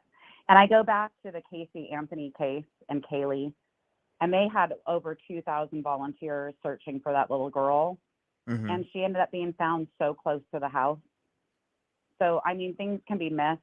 I'm just worried about everything growing out here now, being in spring, and,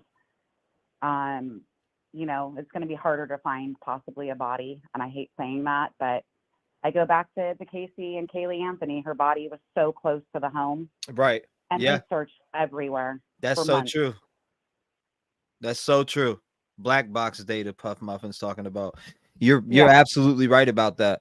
And hopefully there's something that comes from this. I appreciate you again calling in, being a voice for Sebastian Rogers. Make sure you stay vigilant and you lock your doors. God bless you, man. That's a good phone call. For those people who are just coming in and didn't see the update, I want to share another update with you that I'm seeing that's coming out per Fox News. It says missing Sebastian Rogers. Tennessee police say inaccurate information online has caused distraction. The Tennessee authorities on Tuesday cautioned the public against sharing inaccurate information being shared online related to the search for missing teen Sebastian Rogers, which they say caused a distraction in their investigation.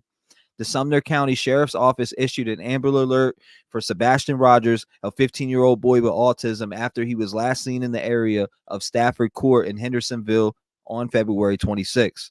We do want to caution there are some social media elements out there that report to have information that is direct from the investigation. I just want to reiterate that is not the case. Some of the information that is being provided on some of the social media platforms is inaccurate and incomplete.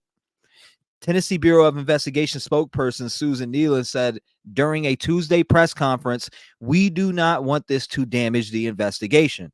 She added that rumors and speculation and theories on social media regarding Sebastian's disappearance has caused a bit of a distraction and taken away time and effort from what agencies need to be doing. I don't understand how opinions can stop you. But again, when Sebastian's mother, Katie Proudfoot, and stepfather, Chris Proudfoot, decided to leave town following his disappearance due to threats, speculation about their involvement began to spread online, but Nealon said his parents have been cooperative throughout the investigation. They have pretty much done whatever law enforcement has asked them, At this point, we do not have any evidence, Nealon said of Sebastian's parents. There is not any kind of indication that there is a criminal element involved, but we are keeping options open. We do not know what happened. We do know, or we don't know where Sebastian is right now either. So we are pursuing any and all avenues. The 15-year-old boy apparently left home with bare feet and a flashlight. Katie previously told Fox News that she overheard noise coming from Sebastian's room on the evening of February 25th and told him to keep it down. The next morning, he was gone. And that's the problem. Like, I'm actually having a problem with that. If you heard a thud in your son's room, a thud, and then the next morning you get up and he's gone, that's alarming. I'm sorry, that's alarming. You hear a thud in the room and he's gone when you get up. That's alarming. Now it says, following the teenager's disappearance, Katie drove about 3 hours away from the home to meet up with her husband and Sebastian's stepfather, prompting some to wonder why she would travel so far from the area where her son was last seen. Again, 3 hours away. This is what a lot of people are talking about. We are posting flyers every direction we can, but at the same time, there were quite a bit of people that were sending some very threatening and hateful messages to us. They're following us. They're driving past our house at all hours and day of the night, disturbing the neighborhood, and the neighborhood is very upset and concerned. They're worried about their safety at this point, Katie said, adding that she felt that leaving the neighborhood would help calm things down. Seth Rogers, Sebastian's father, told Fox 17 Nashville in a raw interview posted on March 28th that he has hope his son is still alive and he is still searching for the 15-year-old everywhere.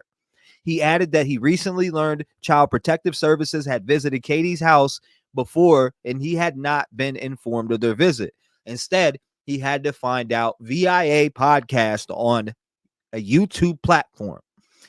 I don't understand why the state dropped the ball on that one. He told the outlet, adding that he had to learn about the CPS visit from a podcast. Investigators are asking the public to keep an eye out for anything unusual and contact the Sumner County Emergency Communications Center at 615-451-3838 or TBI at 1-800-TBI-FIND with any information that could be helpful in the search for Sebastian. Authorities have already received a total of 314 tips related to the search of Sebastian as of Tuesday. Okay, I just wanted to catch you up on that one, and we'll open the lines right back up. Again, they're saying they drove 3 hours, so 3 hours to meet. What's going on with that? That's the 3 hours everybody's talking about, right? Someone in Gatlinburg said they saw a boy. That was from this. Oh, that's actually on my Twitter, sent in to me yesterday, and I sent that information over to Seth. So if you go to my Twitter right now, I posted a post from an email that I got yesterday and a text message that I got about a sighting of Sebastian Rogers, possibly. 850, you're on the show. Talk to me. I posted a post. 207, what's going on? You're live. Hey, T-REV, how are you? I'm doing good. How about yourself? Covering the Sebastian Rogers case, what's your thoughts on him? Oh, I am well, thank you. So there's a couple of things that I'm curious about. Like with the press conference, when they said that the parents or mom and stepdad were cooperative, how, if they were doing what they were told to do, is lying part of that? I mean, lying is not usually part of something of an investigation. And not only that, I don't know if you picked up on this or not, but in the first Nancy Grace interview, where Chris was asked if he still had a job, he said it was still up in the air. But in the same interview, just minutes later, Nancy Grace asked why they left the home, and they said because Chris was going to work. Isn't that kind of contradictory? Yeah, it is. I get. Yeah, I mean, the way I look at it,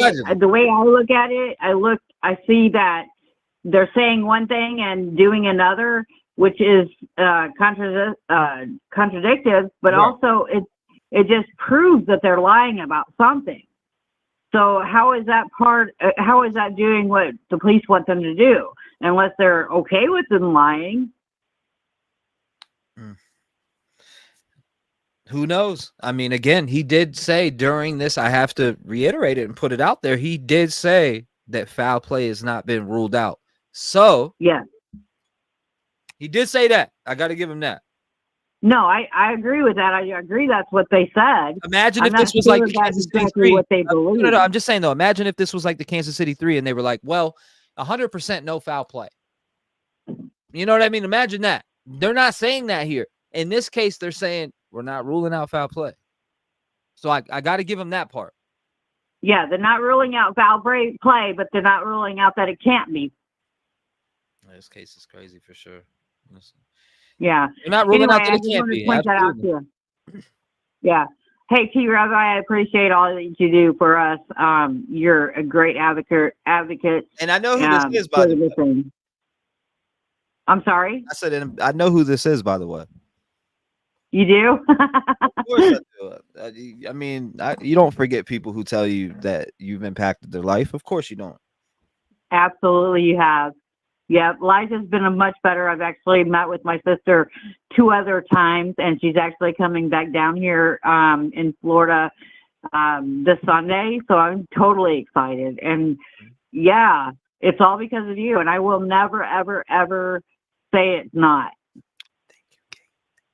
Yeah, this is, again, do you think that this is foul play? 100%? Allegedly? I can't say 100%. Who can? Nobody can say it's 100%. Nobody can. Yeah. I mean, at least as far as we know, they don't have no crime scene. They don't have any of that. So we have to think that at least he is being hidden, 1, allegedly, or 2, he got out and he really got lost. Yeah, I think it's not so much that he got lost after he got out of the house or whatever, as much as I believe that he is being hidden somewhere. And it kind of makes me think that because Seth doesn't seem like he's harmed in any way. And the parents, the stepdad and the mom are saying that he's not harmed. So to me, that's saying he's out there somewhere. We've seen that, Sam. Unharmed.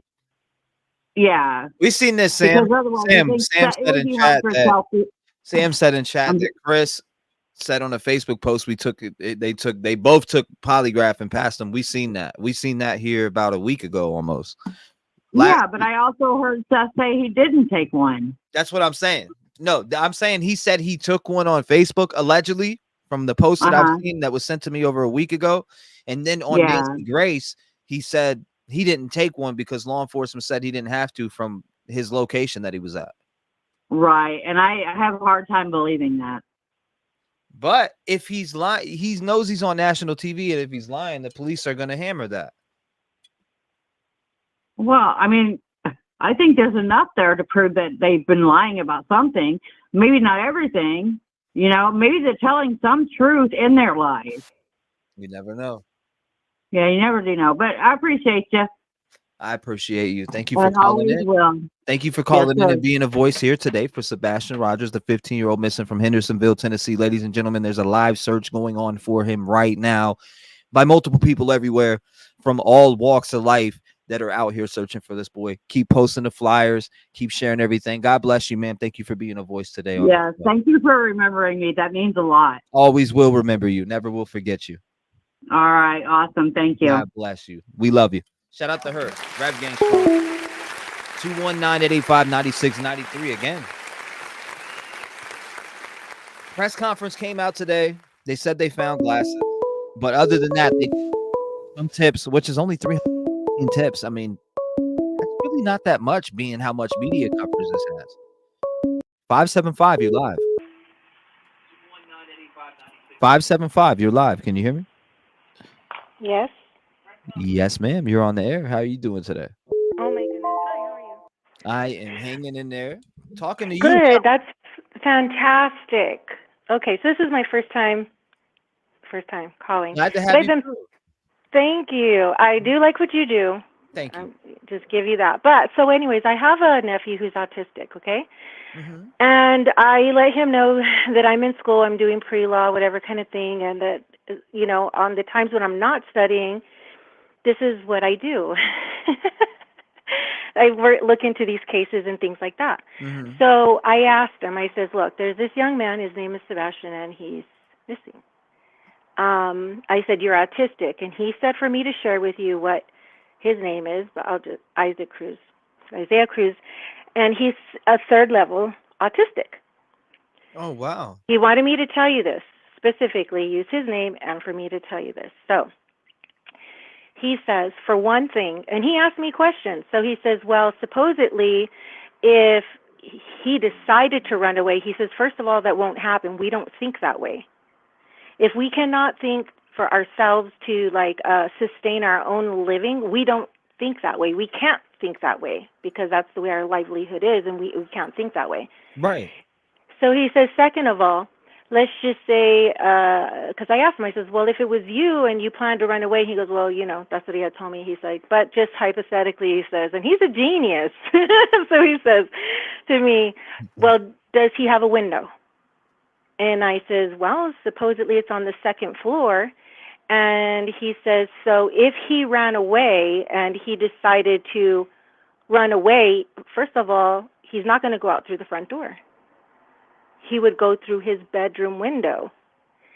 And if he doesn't have a balcony, he says, I didn't tell him anything. I told him he can actually look up the case himself.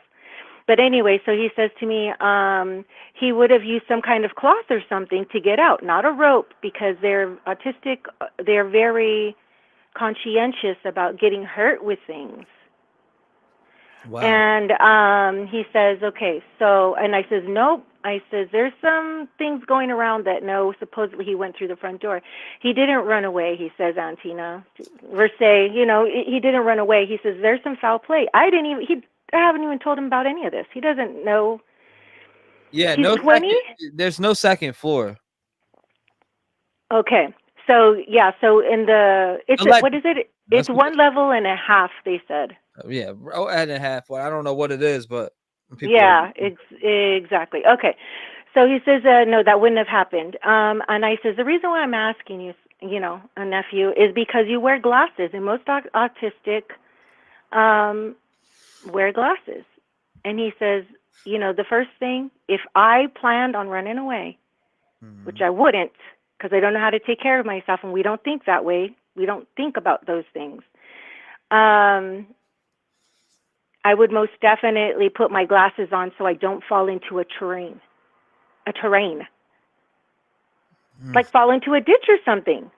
That's the first thing he said. That's interesting. How old is he? He's 21, and he graduated from high school, and he did 2 years in college already. Congratulations to him. Thank you. So he wanted me to let you know that, because everybody's stuck on these parents or whatever, not the parents, but you know. I did say to him also, I says, well, there's a little bit. He goes, well, I don't know all the details or anything, but I'm just letting you know as an autistic person, this is how it is. He wouldn't have left with no shoes, especially if he ran away. He wouldn't have done that because they need everything in their place. That's their way of security. And so then I mentioned to him a little bit about how these other things come into play about the stepfather and these kinds of things. And he was like, look, he's already been shown that it's already proven that he, by his own admission actually, his own statements actually, Chris's, that this is what my nephew said. He's an abuser of children. Right away, he says he's an abuser of children. He doesn't know anything, all of this. This is just simply what he's saying. He's an abuser of children. He has something to do with it. And I do believe that. I do believe that because when military is involved, I was a military spouse for a long time, okay? And so when military is involved, what happens is like, let's say that they're single parents, okay? And they need to go overseas. What they do is they do a power of attorney or a temporary transfer of custody to someone in their family. And that's not public record. This is crazy. Wow. So if the mother, because she's married to Crystal, okay? Yes, ma'am. she's married to Chris still. Now, I think it was kind of a setup that even Chris had called the father and said, hey, you know what, she just needs time for herself to grow or whatever he said to Seth, you know, and kind of set that up for, because this was going to happen already. Right. And if he's busy looking for his son, he's not able to use his resources, Seth's resources, right off the bat to pay attention to what's really going on around the home front. So military mind. So and that's not public record. And so the thing is that even when some things had been said about and I have a spiritual gift too. I think that's the only reason why I called in here, because I hear you sometimes and that stuff, and I just got like vibrate. I don't know. I think because retrograde started. I don't know, but this is my calling. I know it. Okay. So Katie could have actually signed over her parental rights to somebody in his family. Okay. And therefore, and then them having ties with other government officials, if you will, or whoever takes an oath. Okay, they have different backings in Chris's family. So even if they were to go out of this state, out of the country, but there is already a what's it called, like power of attorney or transfer of guardianship, and the mother's even present, but it just shows, and let's just say Sebastian was with them and they left to Alaska, but it's already like in the sister's name of Chris's or somebody's family's member's name. Well, that doesn't have to be documented that he went underneath an adult supervision to another country. You understand? So, and then with the military ties and things like that, this is where our, when we use our freedom of media and freedom of speech and these kinds of things, our Constitution, well, you have to understand how that applies and how you can get information when you cross over to like Canada or Alaska and other things like that. It's just a different way of getting your public records. And the same thing in our country. When Seth is saying you're not asking the right questions, he's telling you. That's what that means. You're not asking the right questions, and he can't tell you what to ask, because then therefore he took an oath. I mean, as a security officer or whatever, he still took an oath, and he's underneath that canon law kind of stuff. So there's a lot to be said about that. But back to Sebastian, always about Sebastian. He wouldn't have done it. He didn't run away. He didn't. No? And he would have had his glasses with him no matter what.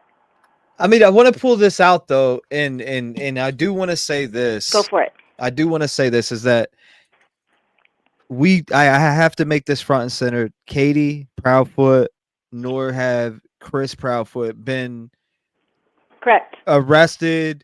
There's nothing against them right now, as of just besides these interviews that we've seen. So I do got to put this out front and center, that they have not been charged with anything due to the disappearance of Sebastian. Right. And, and I get all the weird interviews, and I'm with everybody's opinions on those interviews. I agree. There's certain things in there that's weird, but at the same time, we need to keep front and center that right now they're not charged. There's nothing on their name as of now, and we will see as this investigation proceeds forward. The main part that I'm worried about is, okay, where is Sebastian? We find Sebastian. Where is the caretaker's responsibility into telling? I feel like this. Where is he at? We need to find him and then find out what happened, because at this point we can speculate it all day, and I love speculation. I love when people call in with their theories, and I still want to hear them. But I do want to keep that front and center, is that they have not been charged with anything, and everything that you hear here on this show is allegedly in speculation. Correct. Ma'am, thank you for calling in and being a voice today for Sebastian. I appreciate you. Love and light. Thank you for sharing that with your friend. What? Or you said your son? Or your nephew? My nephew. Your nephew, right? Yes. 21? Autistic people don't have friends, is what he said. And he was 21 and graduated, you said? He graduated from high school. Well, yes. I appreciate you sharing that information on the show too. Thank you again for being a voice for Sebastian Rogers. No problem. God bless you. Have a wonderful day. Stay vigilant and lock your doors. Shout out to her. Good phone call. 219-885-9693. We are covering the Sebastian Rogers here around the clock. We've been. As soon as I get off here, live stream on this. You want to know where it's at? That's it. We can figure out the rest later. We can figure out all this. We can speculate on it all day. 256, you are in the mix. What is going on? Talk to me. Hello. Yes, ma'am. You are live. Talk to me. Hi, I'm calling from T-REV, Alabama. My name is Mary. Yes. Mary, nice to talk to you. Nice to talk to you too. I have been following this case since Sebastian come up missing. Just like I followed Summer Wells' case. And I also have an autistic nephew. Yes, ma'am.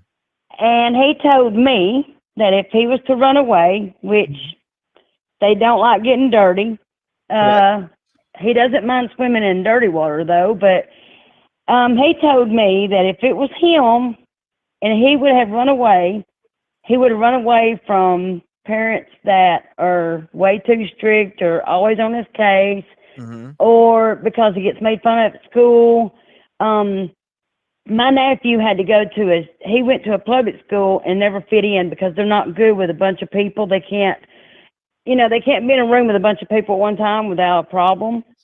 So he started going to a special school, and when he started the special school, he actually fit in and did really well there.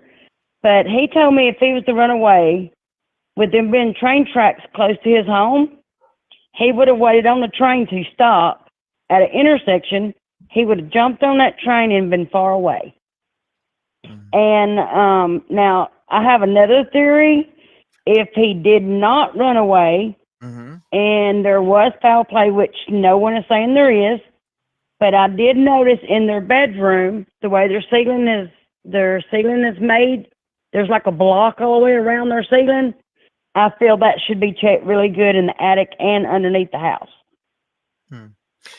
But they're, Wouldn't the right now cadavers or canine picked up on that? Do what? Wouldn't the cadavers or canine picked up on that? There's actually things that you can buy to actually interrupt the dog's scent that people can put around someone. Oh, like lime. They can use lime. They can use concrete. There's certain things that construction workers could use to help throw off the scent of that dog.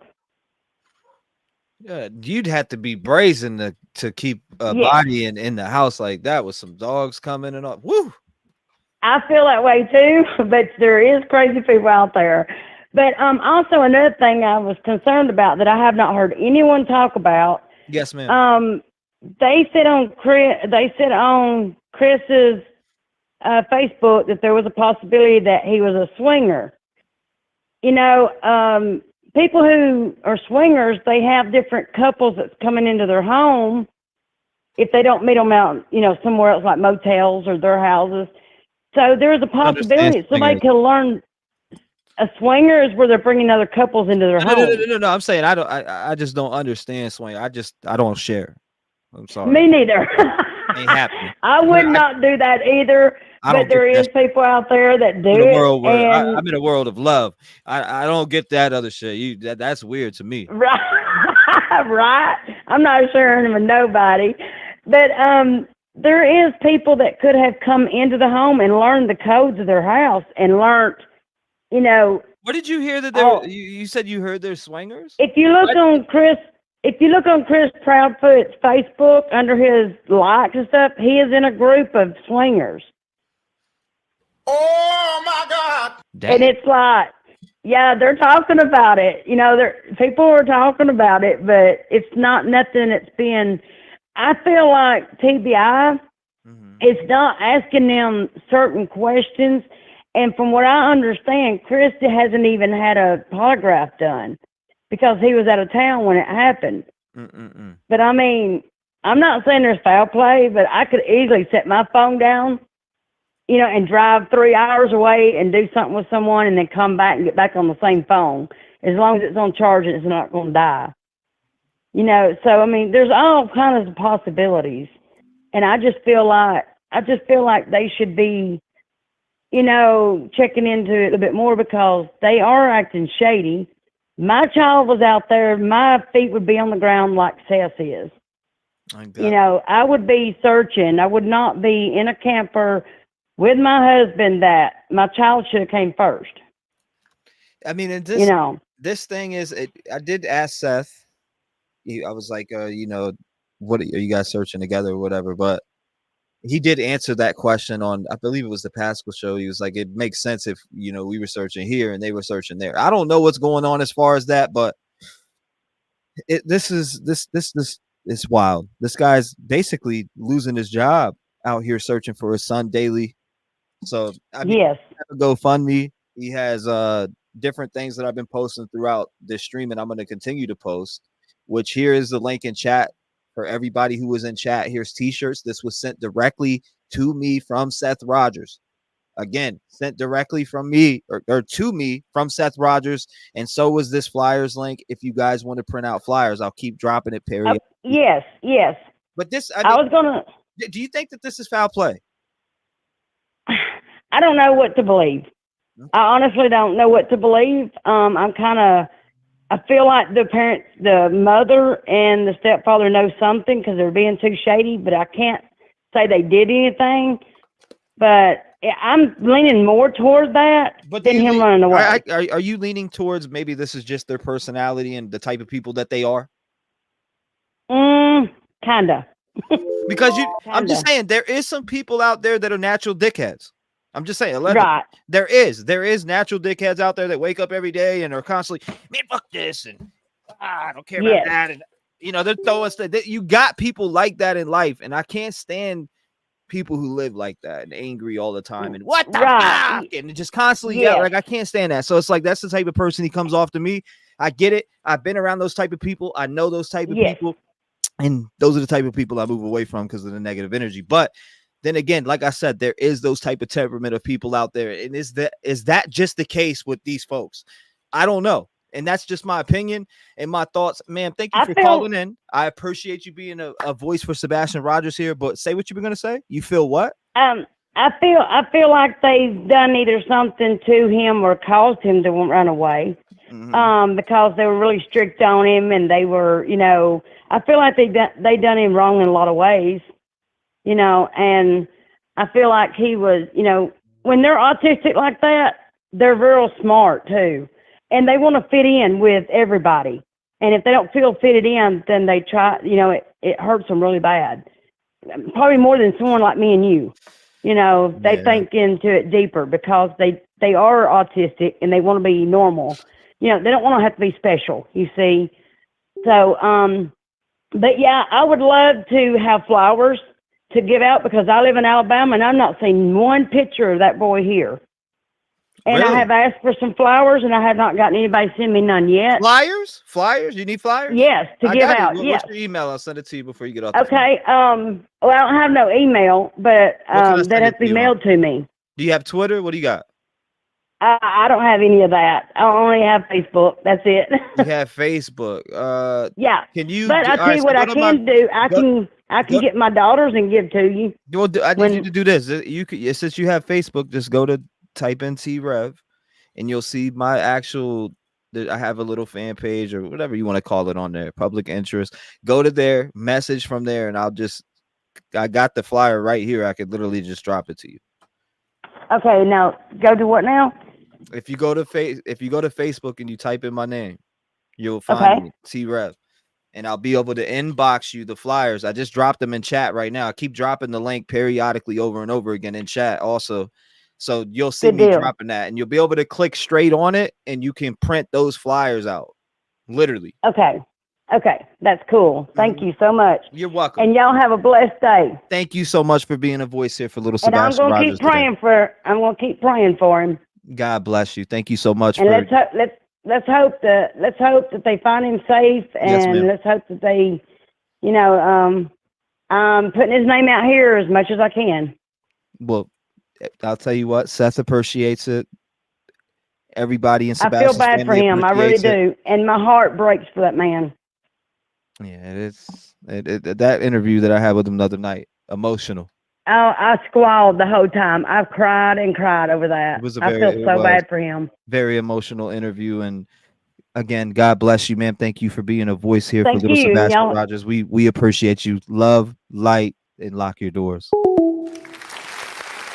219-885-9693. Well, I don't know what's going on with the swinging stuff that we're talking about, but I don't know if swinging.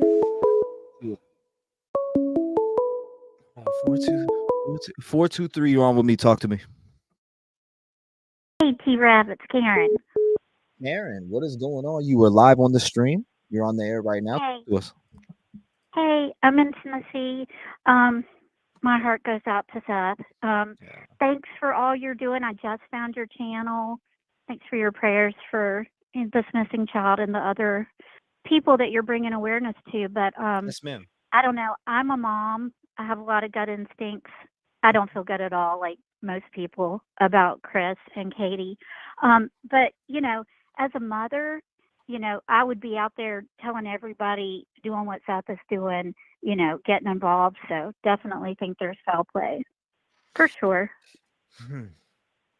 Definitely think there's foul play. Oh, yeah. What sticks out to you like that? I mean, that is alarming you. What was the red flag for you in this case? Yeah, well, Chris and Katie, just watching their interviews, the fact that they left their home and went camping or whatever. I mean, I don't know. I'm not trying to judge them, but that's just my gut feeling. And I would be out there doing everything I could. Right. I would, you know, be going more along the lines of what Seth is doing. So, yeah. But thanks for all that you do. I'm glad I found your channel. You know, we'll just keep praying that this child will be found and brought home. It's very heartbreaking, but yeah. Yeah, it is heartbreaking. Who knows where he went? And if he wasn't hurt, he was out on foot, but it's been this much time. I mean, did he survive the weather if you look at the weather from February 26th all the way up to here, let's say he did get out. Could he survive that out in the open? I don't know. Yeah. I don't think so if he had left on his own, but my gut feeling is he didn't leave on his own. But yeah, that's just my perception of it. So yeah. Well, thank you for calling in. Thank you for being a voice for Sebastian Rogers, as I say to everyone. And I also am going to ask you to do two things: stay vigilant and lock your doors. God bless you, man. Good phone call. Keep it rolling. 219-885-9693. There was a presser today, ladies and gentlemen. In that presser, they divulged some information that they found some glasses of Sebastian, or we don't know if it's connected to Sebastian Rogers. Let's just put it out that way. The way that they said it was, it's not confirmed to be his glasses, but why bring it up if they didn't think it was his? That's something to ponder on. 646, you're in the mix. Talk to me. Hello? Yes, ma'am. You were live. Oh my gosh, that's amazing. Hey. It sounds like it's raining and we have windshield wipers. It sounds great. Yes. I just picked my son up from school. I love it. I love it. Talk to me. What is your thoughts about this case, ma'am? I definitely think something very shady is going on, for sure. I can't 100% say, because it's so odd, everything that's happening, how he just disappeared. I feel like it's hard to say 100% if it was foul play. I do think he could have panicked and been very scared. I think maybe something happened that night.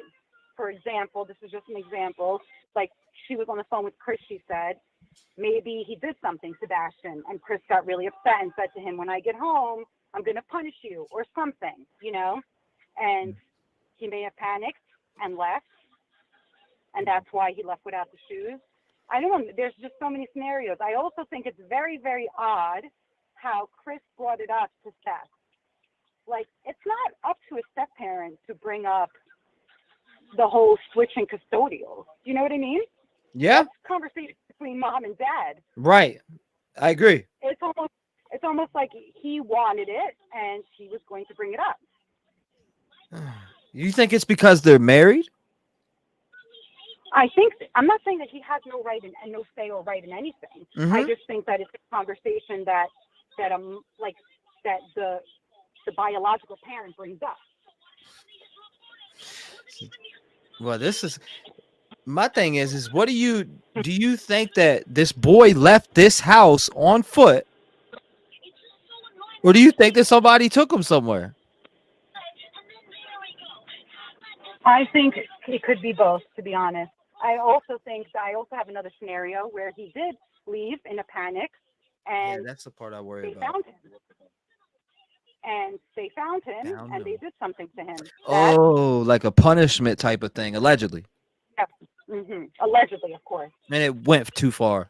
I get your theory. Allegedly. Yeah. I also think that the police are. I think that the police know what they're doing. I don't think that they're naive and they're like, oh, these guys are innocent. I think they're waiting for them to get comfortable and think that they're in the clear, because that's when people tend to make a mistake. Well, man. You know? Yeah. Yep. This one. I don't know. All I know This is is that puzzling. this case makes it's very puzzling. This makes me very sad. I have a 7-year-old son. I'm getting God bless you. emotional just, talking about it. But every day I wake up and I pray that this kid is found. That's the first thing I look for every day I wake up too. Me too. Today, same thing. I know. Every day I'm like, okay, hopefully today he'll be found safe and sound. Like, And that's nothing. what we're all hoping for. And my hope is that when he is found, he gets to go live with his father and live a beautiful life. I hope so too. 'Cause I hope he's found alive. I have hope. I got some hope for that, but the more days that go by, and if you look, like when you go back and look at the weather, that if he was out there that he had to live through, not only that, he'd have to get food. He would have been seen somewhere by now. So he's either one in someone's care, or two, I hate to say it, but deceased allegedly. And I don't even want to put that type of energy out there, but it's just reality for me at this point when I'm thinking about this case. And I think it's important for us to keep plastering his name out there. Could he be somewhere by if he did run off, could he be somewhere hidden in the area? And I don't mean somebody put him there. I mean, in general, if he did run off because something went down at the house, could he have went and hid in a nearby little area? I don't know if there's any drainage ditches or what, but I looked at the terrain around there and it's like, wow, okay, there's some stuff out there that you could hurt yourself with, not knowing. Yeah. So that's the part that gets to me. That's the part that gets to me. Absolutely. And I think that the whole world can agree that nobody just disappears. No human being, 15-year-old child disappears just like that without a trace. Just, No, absolutely not. I mean, at 15, I I ran away at 13 before. I mean, so it's like, and I'm not autistic, but I do have some disabilities. I'm not autistic in no means, but I do have disabilities. I ran away at 13 years old, and I have my best friend is autistic, and not every, autism comes in different many ways, and people are different. I've seen some higher, some higher functioning autism. I've seen all different types of people with autism because I had those type of folks in my class too, and they're all different. They're all unique and smart in their own ways. I've seen, my buddy that's autistic. He's very smart, very smart. So to think if he was being abused in some certain way and he did decide, hey, I need to get the stuff out of here because I'm tired of this, and just took off. I mean, it is a possibility. I don't want to weigh that out. I'm keeping my mind open for every scenario. Do I think something bad happened to him? Yes, I do. But I'm holding out hope that he's found alive and that there is a miracle and that he's with somebody and that he's sound and safe. And I hope that's the outcome. I really do. I hope so too. I will say that I did watch that interview with Nina, and I definitely think, without a doubt, there's truth behind what she's saying. Even even the fact that she was bringing up his parents, like, there's no way. You could see the way she was speaking. I have girlfriends who have been through some stuff, and the way she spoke is exactly the way my girlfriend spoke. Like, they've been through PTSD. Like, you could see it. And I definitely think there was truth to what she said, for sure. And I don't think that it just stops at her kids. Do you know what I mean? Like, I don't think that this man just did it with her kids and then all of a sudden woke up one day and became a good guy and, I believe that it carried on into this relationship. I also heard that that Katie, I mean, I don't know if this is 100% true, but came from like not such a great family in terms of like she doesn't really have family, and guys who are controlling tend to go for women who are like that, you know. Yeah, I get this one's wild. We'll see what it pans out to be. And Dry Latino, I know. email me your number and I'll call you. She said, "What would like to weigh in or weigh him on Sebastian's case or weigh in on Sebastian's case as an MD who works with folks on the autism spectrum. I tried to call you 30 times, but no successes. Dry, email me, Yeah, label it Dry, and put your number in there." Got through. When I heard it ring the second time, when I heard it, because usually it'll ring once and then it'll say, "Hey, it's T-REV." So when I heard it ring second time, I was like, "No way! Did I really get through?" That's so funny. But I'm glad I did, because I don't know. It's just this whole case has been bothering me. Yeah. I really pray for a miracle, and I hope that this kid is found alive and he gets, like I said, to go live with his dad and live a really good life. Yeah, because his dad's looking forward to getting him, and I hope he gets him. I know. Thank you so much for calling in and being a voice for Sebastian here today. I hope you have a blessed day. Stay safe out there with the weather going on. I know it's wild out there, so I'm praying for you guys that are getting this horrible weather, the tornadoes, the tornado watches. You guys stay safe. Keep an eye on that weather. God bless you. Stay vigilant. I can't wait to hear from you again. Shout out to her. Good phone call. I'm looking for Dry. Hold up, Dry. I'm waiting for you to email me, and I will call you. Because I don't know what there's a lot of people calling. I can't tell what number you're calling from. A lot of people calling. Let's see. Tons. I see this one coming through, this one coming through, that one coming through. There we go. 828 is never too late. Talk to us. Hello. Yes, you were live on the air. How are you doing today? I'm fine. I have a few questions I need to ask you. Yes, ma'am. Did Katie have an affair? That's the word, allegedly. Okay. Then Allegedly. The ex-wife. Okay. Then the ex-wife tells us her story. Yes, ma'am. Nina. Well, he's not changing. I'm saying he has the kid hid somewhere as punishment to Katie. Then you see the two lights. And he didn't expect this to get out of hand. He even said on an interview, I remember that. maybe it will blow up. You know, he didn't expect it to blow up like this. Well, and then he takes medicines. Have they checked to see If anything's been filled? If Yeah. anything's been filled, correct? Or if it's still at the house. Did he take it with him? I'm talking about Chris. Somebody said in chat the glasses were found on Bower Sox's street. Interesting. Oh. I just seen that in chat. I don't know how true that is, but I'm saying he's holding him from Katie. Because she said, I know he's somewhere. So who do you think's holding him from Katie? Chris. Okay, so Chris. I wanted to make sure I didn't know if you were talking about Seth, Chris. No. I wanted to make sure Seth. yeah. Okay. No. So you think Chris that he's holding him? Yeah. Yeah. With the two lights that night. Mm-hmm. He's lured him out of the house. Or that's wild. Something. You think about it, and it all adds up, and check the medicine. Because if his medicine is gone, then they know where he's at. 31 is a magic number. Yeah, I know Dry Latina is awesome. I'm trying to she emails me, we'll talk to her. But this, I mean, the medication, that's a great point that you bring up. Check the pharmacies. And I'm sure they're probably already looking at that. Come on now. If he has medications that it has to be filled, they'll probably be paying closer attention to that. My son is 36 and he's autistic. And I really think that Chris has got him. Hid from Katie as a punishment. Damn. Just like he did his own child. Need to check the parents, the aunts. Did they take him home that afternoon? That's a good question. Did he make it home? Yep. So, but that's all I had to say about that. I appreciate you calling in. Thank you.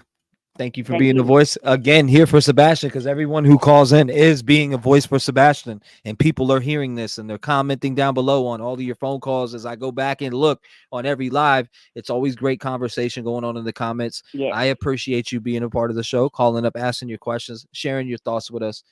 Thank you so much, ma'am. Stay vigilant. God bless you, and lock your doors. I need a lock your door shirt, don't I? 219-885-9693. Lock your door. That's what I should be saying every time. Okay, Dry. I see you. I got you on this next one right after this.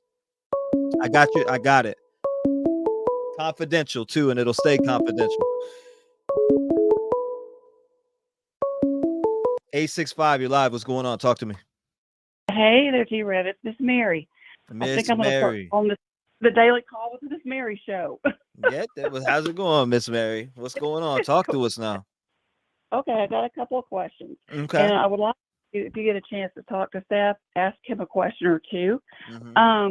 Ask him if there's any place out of state that Sebastian liked. If there was some place like in Florida, Alabama, something where he would like to go to just in case somebody does have him. Because I would think if you are going to take a child that, especially that has autism, you're going to want to keep them as comfortable as you can keep them and happy as you can keep them. So, and we can put out flyers down here in Florida as well. I just would kind of like to get an idea if he has a thought of where he, if somebody's going to take him out of state, where would they take him other than Alaska, anywhere around Tennessee. Right. Because I think Mom would want to try to get to him quickly. Also, we've been asking the questions about how come there's no footprints or scent from the house to where the pond is, but I don't think anybody's asked if they pick up on anybody else's scent coming to the window. That's a great question.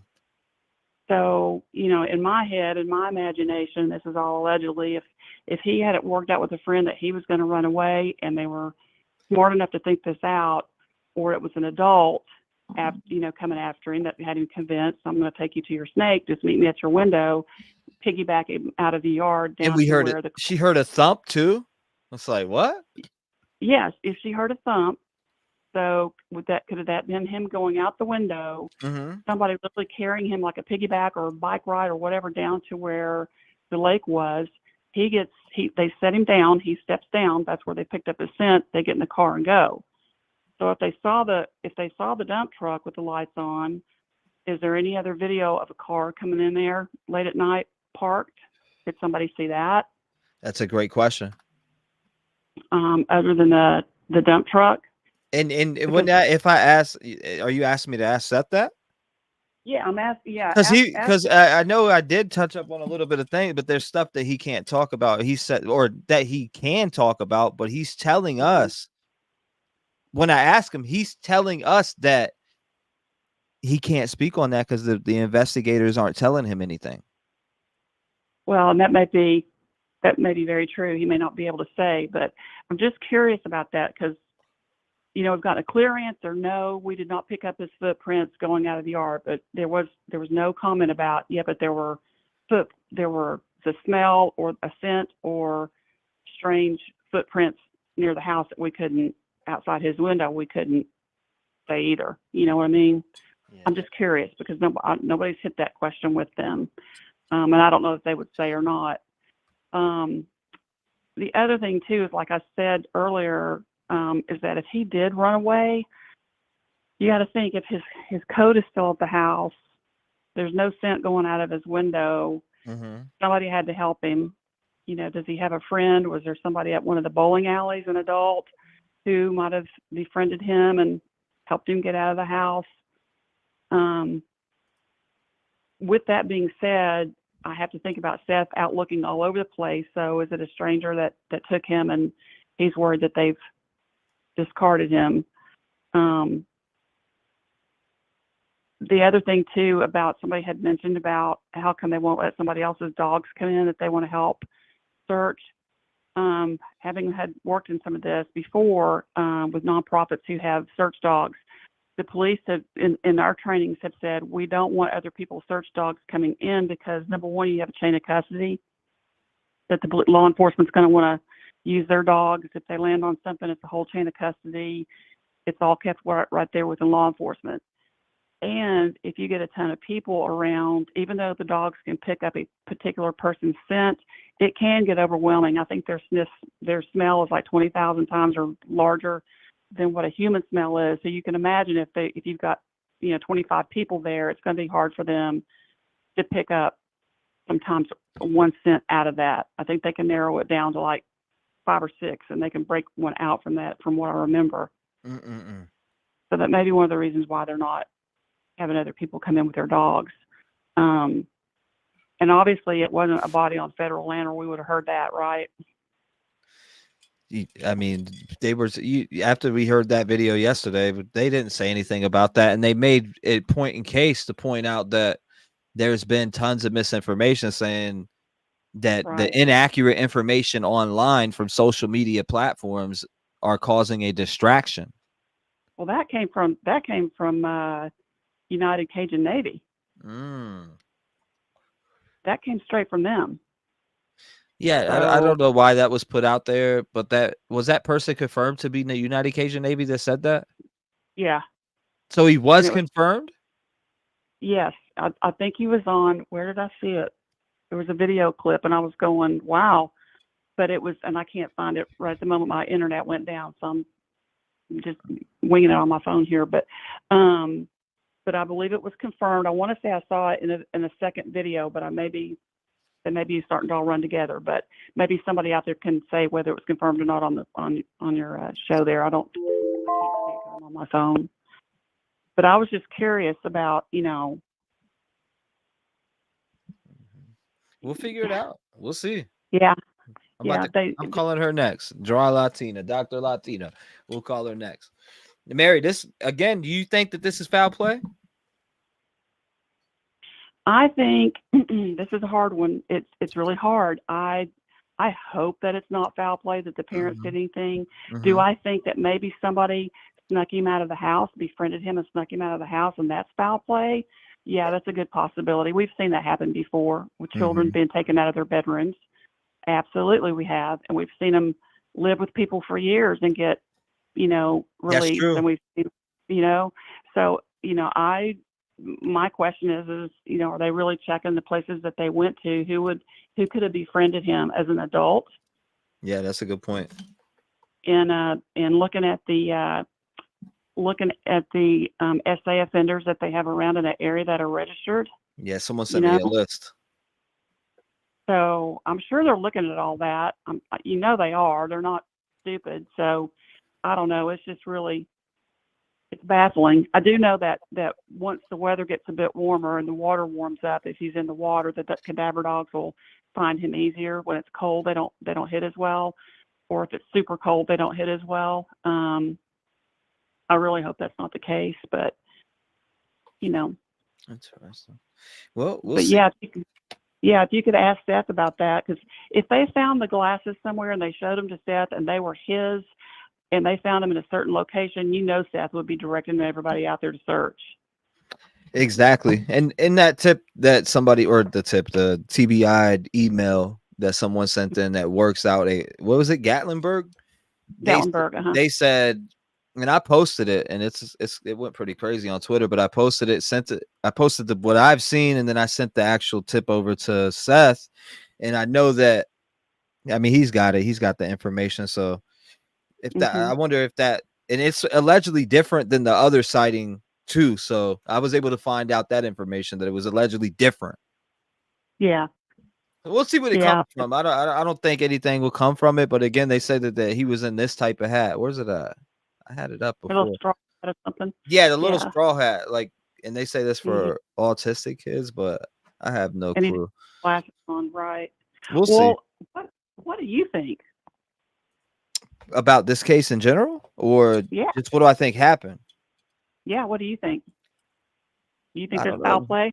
Yeah, allegedly, I do think there is foul play, and the reason why I think there's foul play is because when do you just vanish out of your room at night And where could he have went barefooted, right? He's barefooted and deep. We're talking this terrain that you're walking in is not for bare feet.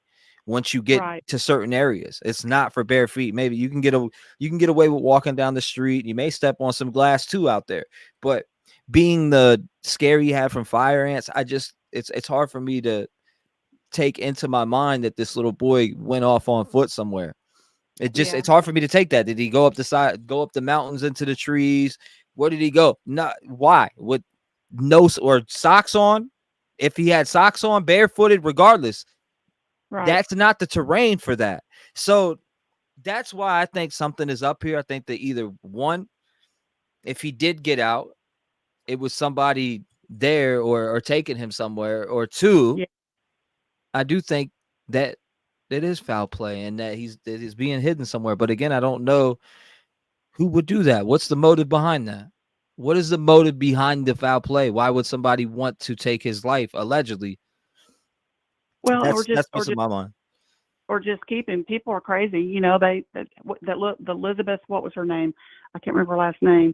She's probably your age. And she got abducted out of her room. These people kept her for 15 years or so. She came back as an adult, almost an adult. Huh?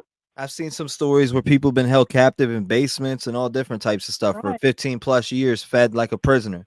So, I mean, there is weird things like that happened. So did he make a friend that nobody's aware of? I don't know. I just feel like there would be some type of trail to that, whether it be from his phone or some type of communication, a game, something would show some communication with somebody else.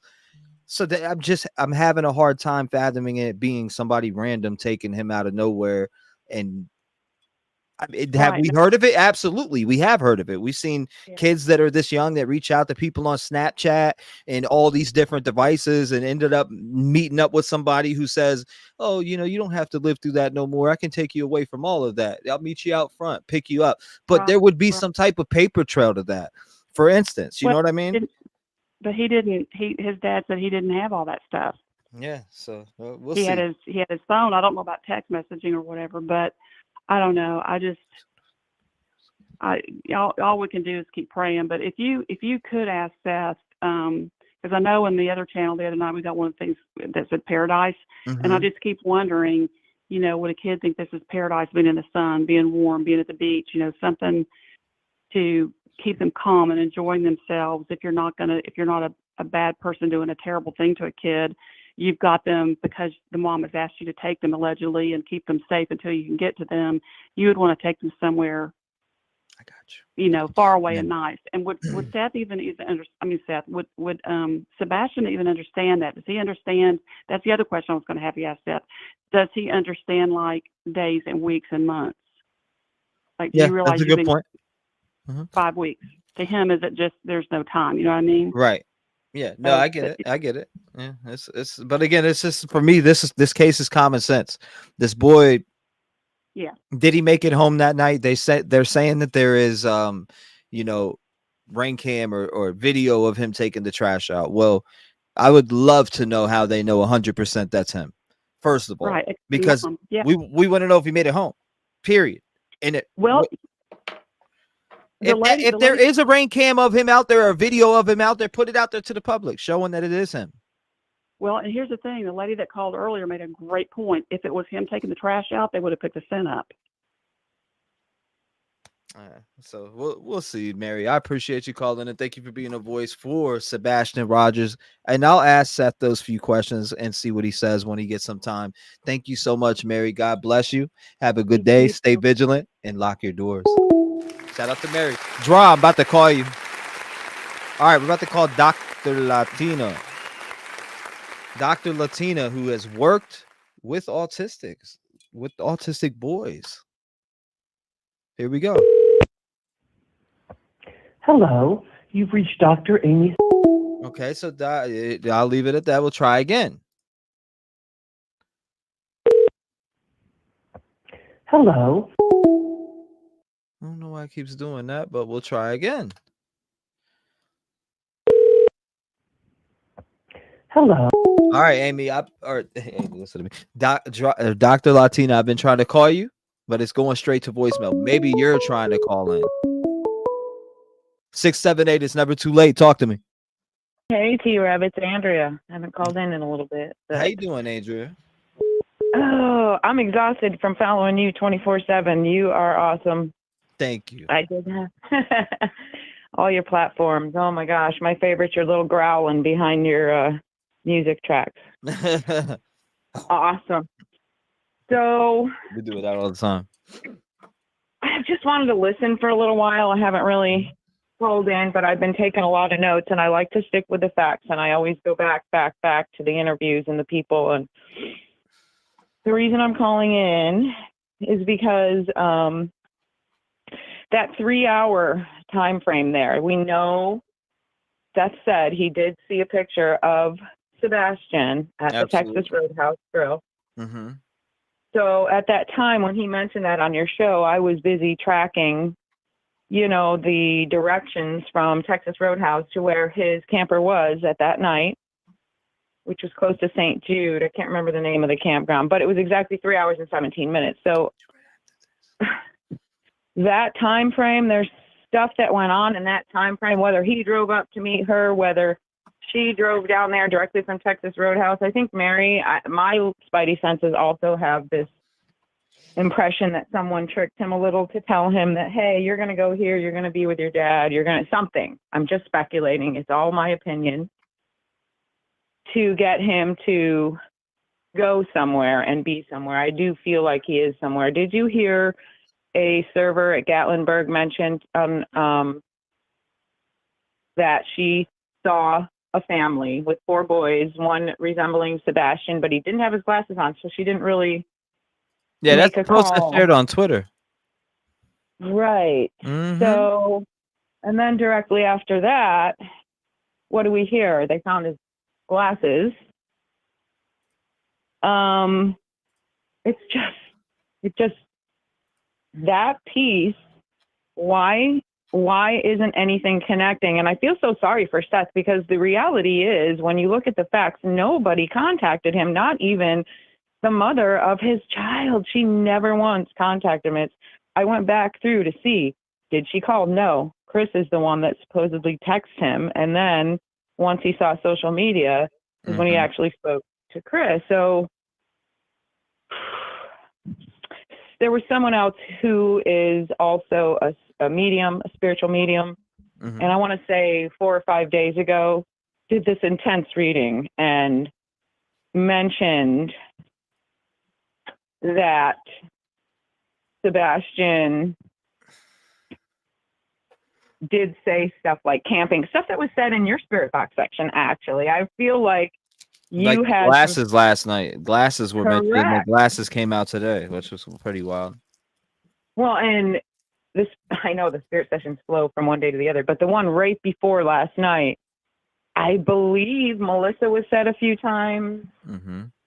I looked in my notes, and there is a video, an audio. I don't know if you've heard this yet either, where Sebastian's at his birthday party, a birthday party at an arcade, and you can hear the person videotaping talking to him very snarky, very condescending, like, no, Sebastian. And he actually addresses her at the end of this little clip as Melissa. And she's like, what? I'm videotaping. So I'm so curious, if you were to ask Seth, who is Melissa? Is this, they're speculating it's the sister of Chris. So the aunt. Interesting. I mean, it's speculation, but I heard it with my own ears. Right. And that means something to me, the way that this whole family, the Proudfoot family, treated him. Who knows if he was just so used to abuse in all directions that, yes, other things are going to sound good. Maybe it was a camp. Maybe the boy went away to camp every summer, and this was like, all right, you're going to camp. Camper, the whole shopping for him with his mom before. She didn't. There's very little pictures, very few pictures. Mm-hmm. Sorry, my dog's trying to also speak. So there's just, you're right. There is very little of it. And the video that you're talking about right now is, I think somebody tried to send that in earlier. It was on some live. It was like 2 hours long, but I don't know what the timestamp was on there. Or else I'd have played it. Right. There's a time somebody sent something, and I know there's a timestamp on there, but I'd have to, I need to know exactly where because it's like 2.5 hours long. I could be there forever watching, trying to find. Right. No, I didn't send that. I haven't sent anything yet. I will send this one in. I can't remember her name right now. But she has an English accent, and she went over and played it and then played it on a slow-mo. I really like how she listens and investigates, and you can clearly hear how they're talking to him, and you can clearly hear, if you have a detective mind, the kids are all excited, everyone's having fun, and he's just trying to, Sebastian's interacting with the person that's doing the prize, like, everybody put your chip in here, and he's like, no, and then you can hear Chris say, yes, Sebastian. Like, it's very clear. It's not clear. So it is, like, I'm going to bring up again that word complacency. When people become complacent in their actions, they little things mess up. Some things glitch. I wrote in my notes if there was any search between that Texas Roadhouse and his camper on that rural route, because I know that it was said in your spirit box section too. A lot of routes were mentioned, like 43 and 30. Yeah, it was like Route 30. Right. Route 30, and yeah. I mean, you never know. know. How far could he really get away on foot? And I'm gonna keep bringing that up. I'm sorry, but how far could he really get away on foot? Could he get so far away on foot and barefooted at that he made it 50, 60 miles out? I mean, come on. I'm not buying that here's shit. the other thing. That's if we believe. Here's the thing. That's if we believe the parents that all his shoes are there. I mean, really? Maybe he slipped on a pair and took off. Maybe we can just keep maybeing and insinuating all we want. But if there's a will, there's a way. What we got to keep going back to is the facts. The weather was terrible that night. It was terrible. The dogs were not outside. I'm sorry. You don't take your little Yorkies out in that weather when you have crates inside.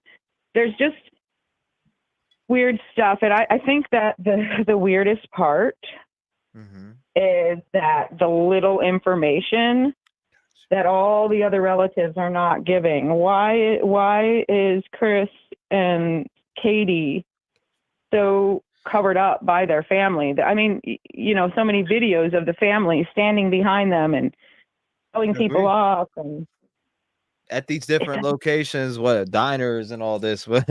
We'll see. We'll see. I'm about to call Dr. Latina. She's in the building. I see you, Dr. Latina. Thank you. And thank you, Andrea, for calling in and being a voice here for Sebastian. We're going to keep covering this case. I don't know what's going on. You never know what twists and turns are going to come out. Again, these glasses were brought up today in this interview, and they don't even know if they're his, so I don't even know why they would mention Can I just make one more point that is a fact? When Nina mentioned that Chris backhanded her daughter in the mouth with braces on, if this Chris is going to do that to a young girl, what do you think he's going to do to Sebastian or animals or even Katie? He's a manipulator. He's winding stories, and I really thank you so much for helping us try and figure this out, and really appreciate your show so much. Thank you, T-REV. You're welcome. Thank you for calling in. Thank you for being a voice in the community. I will repeat this shit 100 times every single phone call. Stay vigilant. Lock your doors. Seriously, there's a lot of evil in this world. Thank you for being a voice on today's show. Shout out to Andrea. All right, here we go. Dr. Latina. Let's give it another shot, Dr. Latina. Here we go. You ready? 1, 2, 3. Why does my shit say anonymous? Hello. Okay. We'll try again.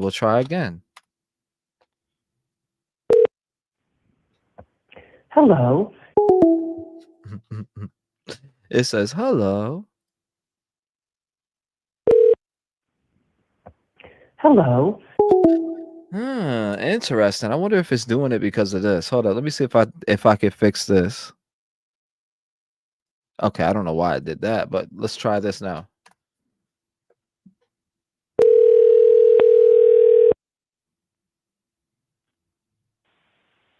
Hello.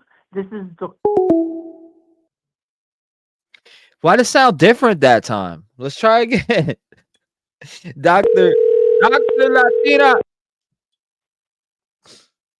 Hello. There we go. It worked this time. I What's going on? I am so sorry. It's okay. I have a new iPhone, and when I'm with patients, I put it on like focus. I took it off focus to receive your calls, but I don't know, man. I don't know. It's working. Anyway, We're through.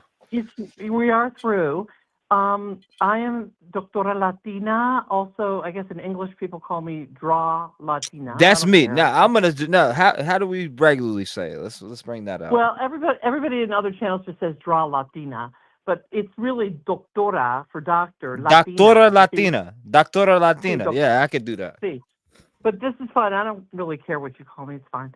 But I have a lot of thoughts. I want to see if I can summarize some of the highlights of my thoughts. And I have a little channel that I haven't really posted anything for a year, and I might just do a little autism slash, behavioral thing with children as a sort of a summary, because I just want to first of all say that, every child and adult that's on the spectrum, it's called the spectrum because everyone, like you were saying earlier, is unique. You can't really draw too many broad brushing statements about people on the spectrum. But that being said, I guess the first thing I want to say is, were I to have my child or one of my patients with autism spectrum go missing, I would really ask law enforcement to either hire, or I would beg people to put money in to hire somebody who has great experience with children and adolescents on the spectrum. Because unless you understand fully what this young man is about, his unique attributes for his level of autism and his type of autism, we really can't begin to make an adequate search.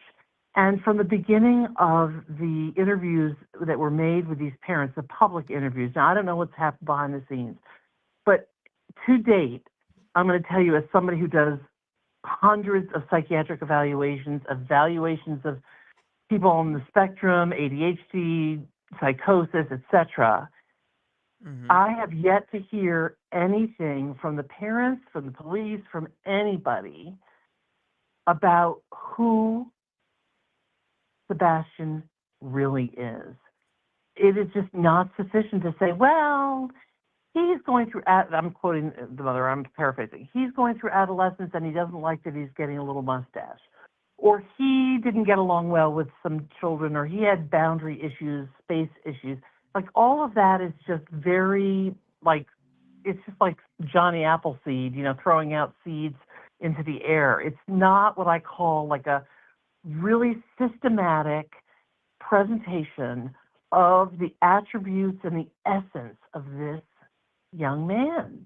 So unless we have that, and unless the parents really can provide that, I think that everybody's gone on a wild goose chase, including law enforcement. And with all due respect to law enforcement, it does get in my craw that they say that people on social media, are exaggerating and we're making speculation. Well, they have not provided the public with a really clear understanding of who this young man is. Okay, so that's number one. And I find that extremely frustrating because, as I said, I don't think that we have that. So I don't think that any of the investigations is really been adequate. Number two, I am going to broad brush some of the, based on the adolescent males in my practice for the past 25 years who are on the spectrum.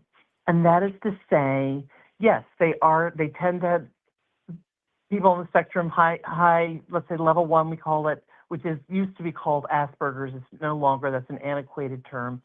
They do tend to have, sort of rigid, structured schedules, what they like and don't like in terms of food, clothing, barefoot, not barefoot. There are a lot of sensory issues. But my experience over the years with young people who apparently Sebastian is a level 1, which is considered, quote, high functioning autism, And according to what the school says, he's friendly and he was mainstreamed in his class, and there didn't seem to be a lot of issues. My experience is that that level of functioning child does not, NOT does not elope or tend to run away, except in one case, and I'm going to tell you about that.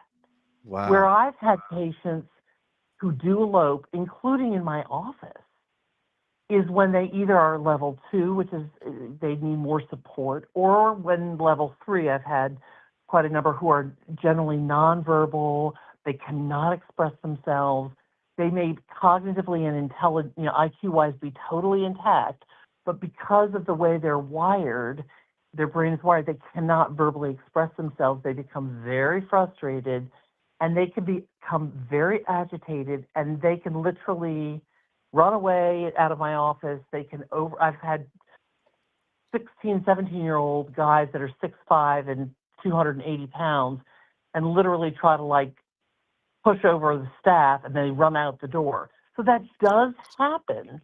But my point is that you got to understand the particular child, and if they're going to elope, and I have level 1 functioning sometimes will elope from my office when they get frustrated and they can't express themselves, they will get up, but there's always a warning, and there's always a physical warning. Okay, and then they walk out, and they do.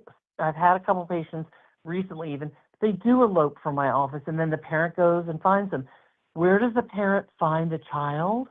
The child, I swear, as God is my witness, doesn't run even 150 yards away, 100 yards, 50 yards. The child, in their frustration, is trying to get space from the stimulus and the sensory input, which is overstimulating them. So they will step out, and they might go outside, and they might sit down in the corner and just stay there, and they'll self-soothe until a parent or guardian or caregiver can come out, or I can come out and say, hey, buddy, what's going on? Tell me what's happening, or whatever. So this whole story, or this whole narrative that has been woven, that he may have gone 50 miles on foot, or even that 1 mile running to that little pond area. I mean, I'm just speaking for my own self with my 25 years experience, but that I'm just one person, right? But I've never seen that happen. I've never seen that happen. Now, all that being said, what I have seen happen, and I've tried to ask this in several chats, and the response has been, well, the stepdad has said, absolutely not. He has no access to social media. But I'm going to tell you right now, my young patients, currently adolescents, young adults, whomever, you may think as a parent your child, whether or not your child's on the spectrum, has absolutely no access to social media. They are younger than you even, and I know you're a young chap. They're kids in their teens. They get over. There are like these links and hidden links where they do get on social media. And I've had patients in my practice who get on. They're talking to a stranger, and when the parent brings the computer in, I say to the child and to the parent, "This is an adult. This may be a child gaming thing, but this person is luring and grooming your child." Wow. And so for me to hear from the get-go that, oh, no, we are very strict parents, there's no way, guess what? There is way. And I'm going to tell you, even I am a mom, and I have she's 22 and I have a 25-year-old. So it wasn't too long ago that they were 15, 16, 17. And despite all of my experience, I work with kids with internet addictions, gaming addictions, all kinds of internet addictions. I'm going to tell you right now, no matter how much knowledge I have about technology and the internet, my kids got over on me. They had all kinds of secret ways to even make themselves the parent, the guardian. They got over on the parental controls. So this is not uncommon. And it doesn't mean that if that did happen, that Chris and Seth and Katie are quote, quote, bad parents. I would just say they need to open up their eyes and recognize, especially if this child is high functioning, that yes, he can have access to strangers who could have lured him. So those are things that I wanted to say about Sebastian. And basically, we don't have enough information yet. And I wish that the presser, to me, it was what we call pablum, like giving, baby oatmeal. They just gave us little baby oatmeal today, like we're babies and that we're stupid. We really didn't get any information from these presser, right? 100%. As far as the eyeglasses go, take the damn eyeglasses to the damn optometrist where he goes, and in 2 seconds or less, they can read the prescription and they can say this matches his prescription or it doesn't. So this is not mysterious. You don't have to run DNA testing on who touched the glasses. Just take those eyeglasses to an optometrist. That's it. So. I love the educational standpoint that you're bringing to today's show. I love it so much. And some people just don't understand. Just like me, I have my best friend is autistic, but I still I come to understand that they're all different and unique in their own way.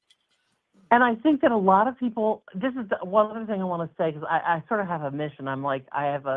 It's one of my burning missions in life, really, to try to advocate for my patients on the spectrum and to try to, when I go into the school system and work with the IEPs, which are the individual educational. That was me. I was in an IEP. I was in IEP right. my whole entire childhood.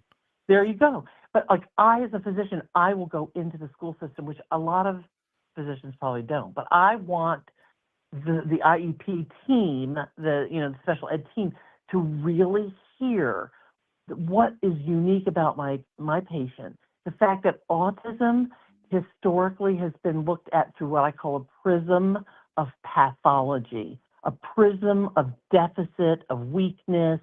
And I believe strongly, and I'm going to email you some of the handouts that one of my colleagues has recently made, turning the table and looking at the autism spectrum, especially those at level 1, like apparently this Sebastian is, through a prism not of pathology and weakness, but through a prism of strength and of creativity and a lot of positive qualities. So I just wanted to say that piece. Now, the last thing I want to say, and I do appreciate, by the way, I know I'm talking a mile a minute, and I'm trying to get it all in real quick. Oh, it's that fine. you have listened to me, and I appreciate that your chat has been open to listening to my strong point of view. Yes, ma'am. What bothers me the most, T-REV, is if you go back, and I in some ways wish at some point you could clip that very first interview that Katie and Chris made. And if you, words are so powerful. And there were so many discrepancies in what she had to say, because what she said was that she was on the sofa for 3 hours speaking to Chris, who was in Memphis, and that her son went to bed, and there was a whole little story around that. That she said she fell asleep during the 3 hours, and that she awakened at midnight. And that from there, she didn't check on the child, but she went to bed. So I'm thinking, wait a second, how could you in one side of your mouth say that you were for 3 hours with your husband on the telephone, and yet at the same time you said you were sleeping on the sofa? And if you hear growling in the background, by the way, that's my puppy right now.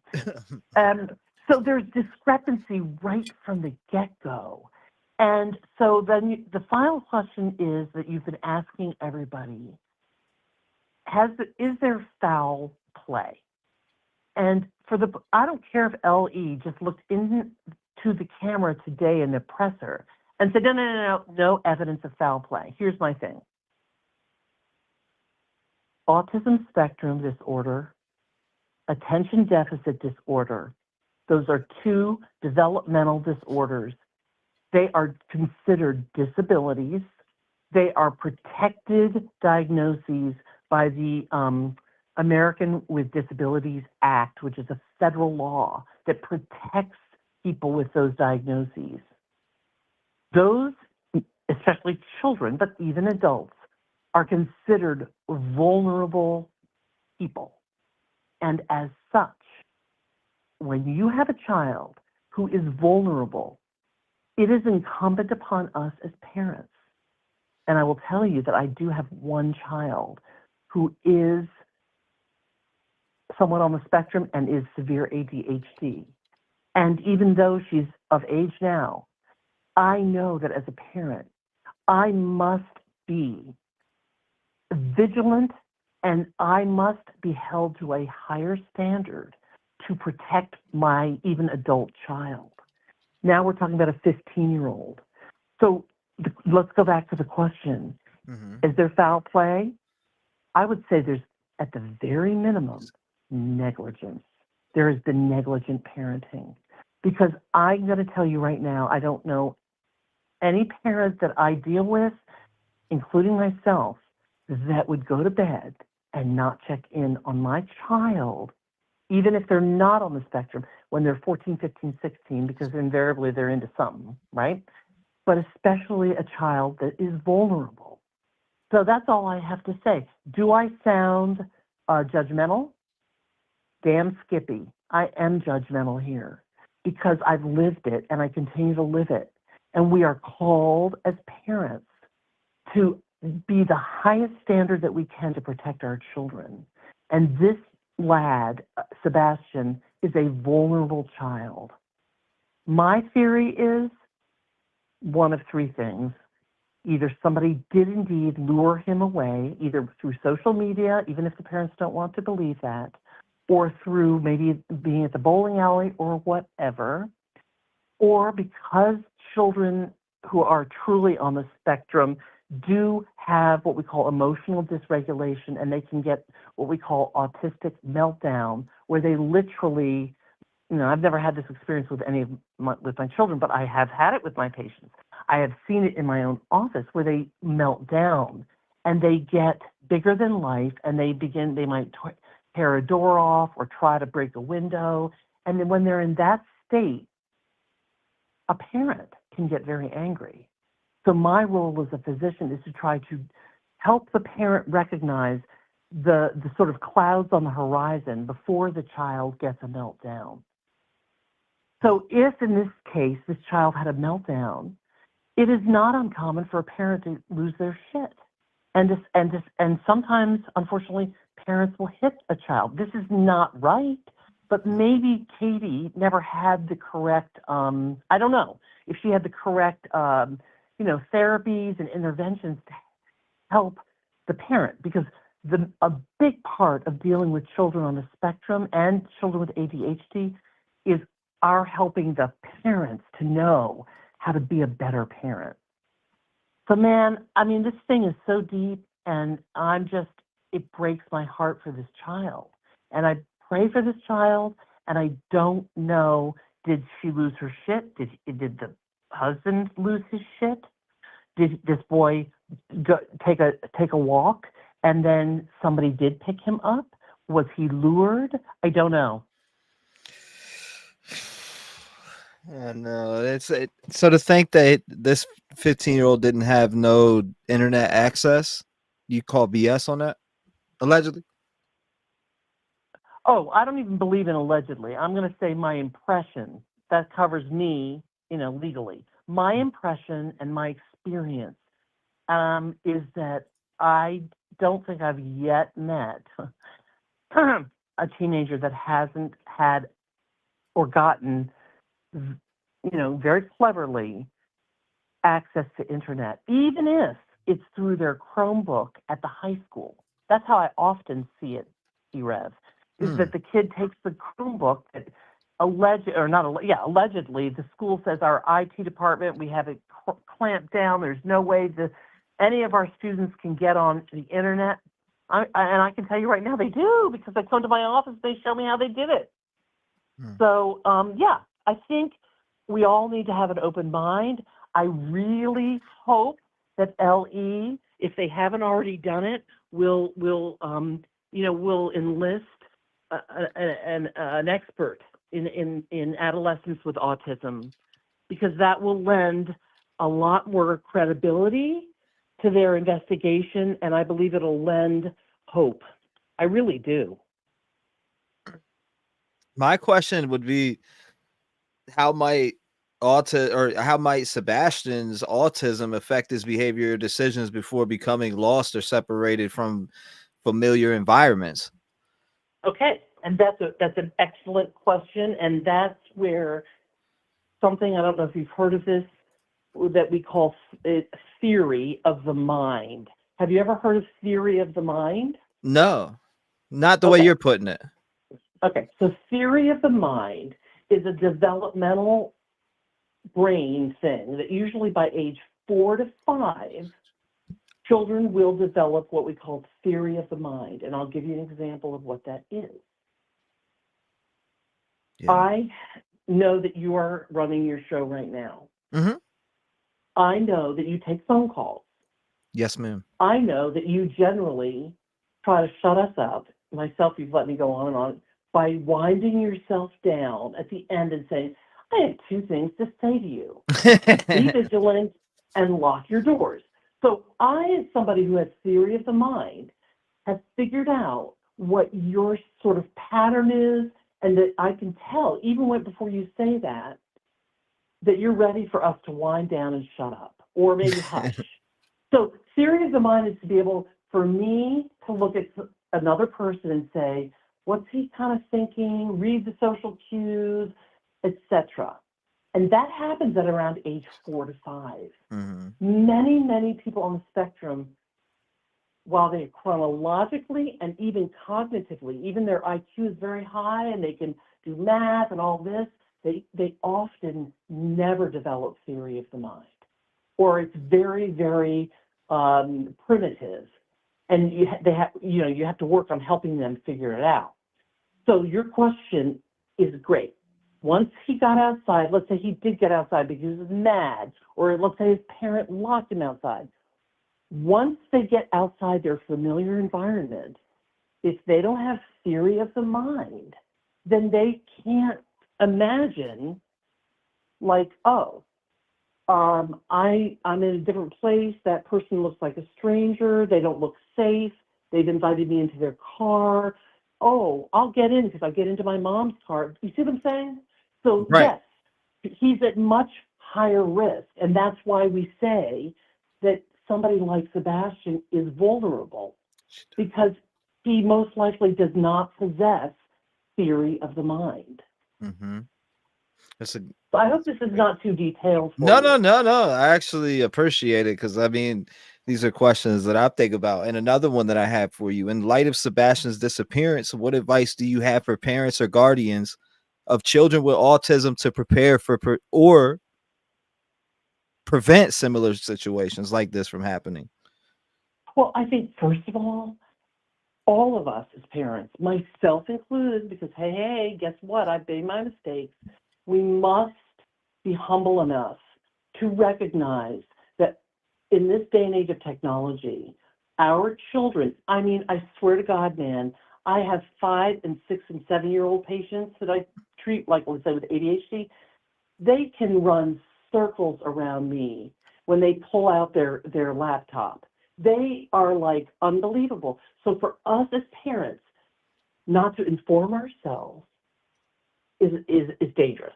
And it's not enough, guys, to say, well, I have parental controls on my child's devices. Because guess what? Kids can override it. And then they know how to get secret apps that only they and their friends communicate with.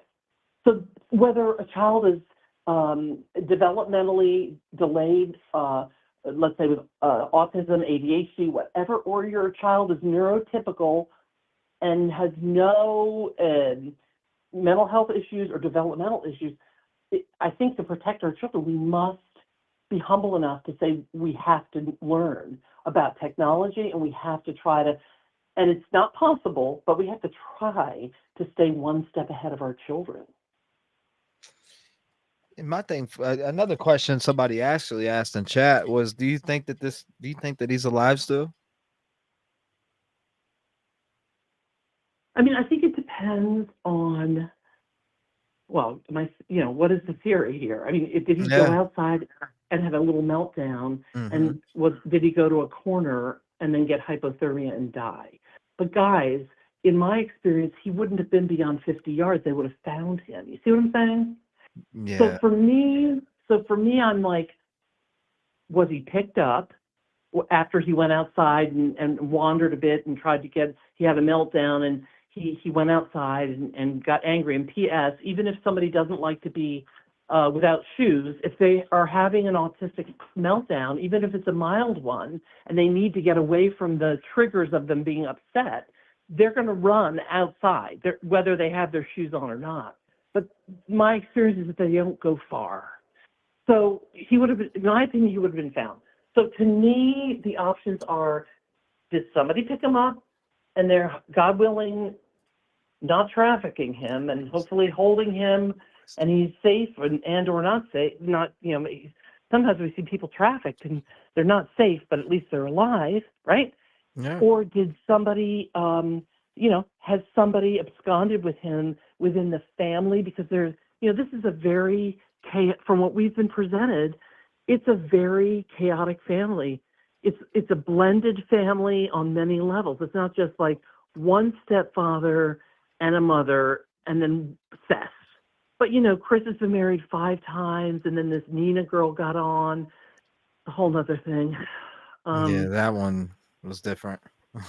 It was different. And I mean, I some other time I'm going to give you my opinion on that. But, this is not only a blended family, which most families are these days, but there's a lot of turmoil.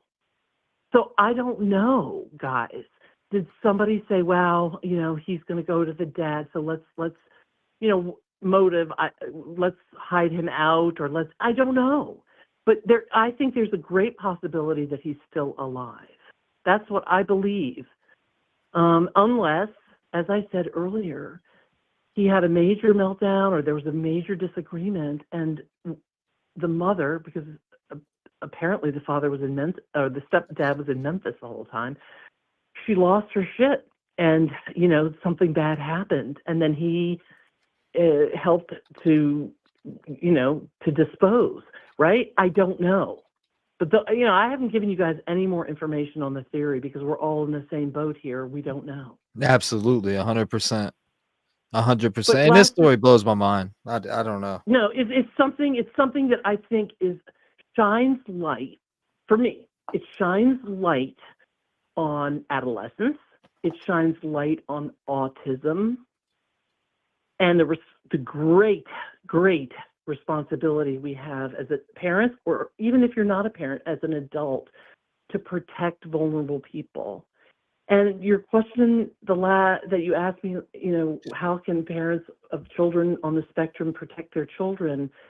I think that the main thing is to really understand what is autism and what are the specific behaviors that your child demonstrates when they maybe get overwhelmed.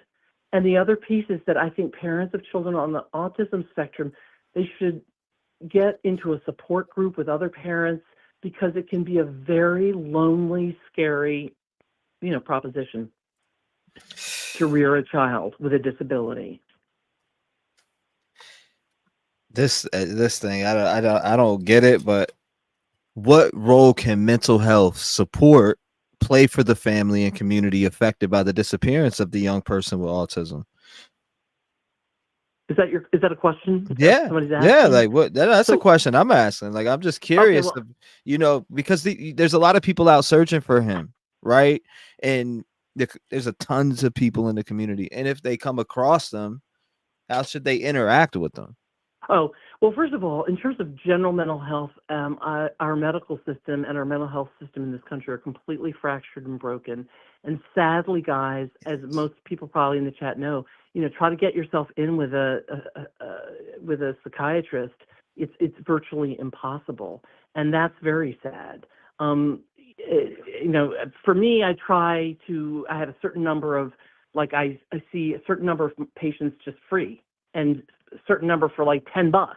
And I go up from there. I have a sliding scale because I know that there are barriers to access for many, many people.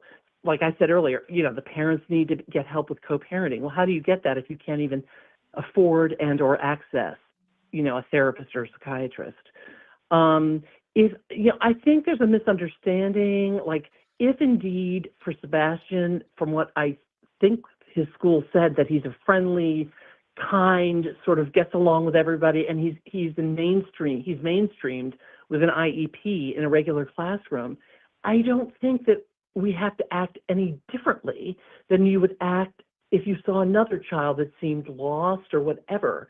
Just being reassuring, saying who you are, and saying, I think you might be lost, people are looking for you, and then making sure that you contact the local police. But I don't think there's like anything to be afraid of. Oh my God, I got to ask you this question, and it's just one that I'm thinking of right now. In terms of survival skills, how might Sebastian's autism impact his ability to seek shelter, food, or water?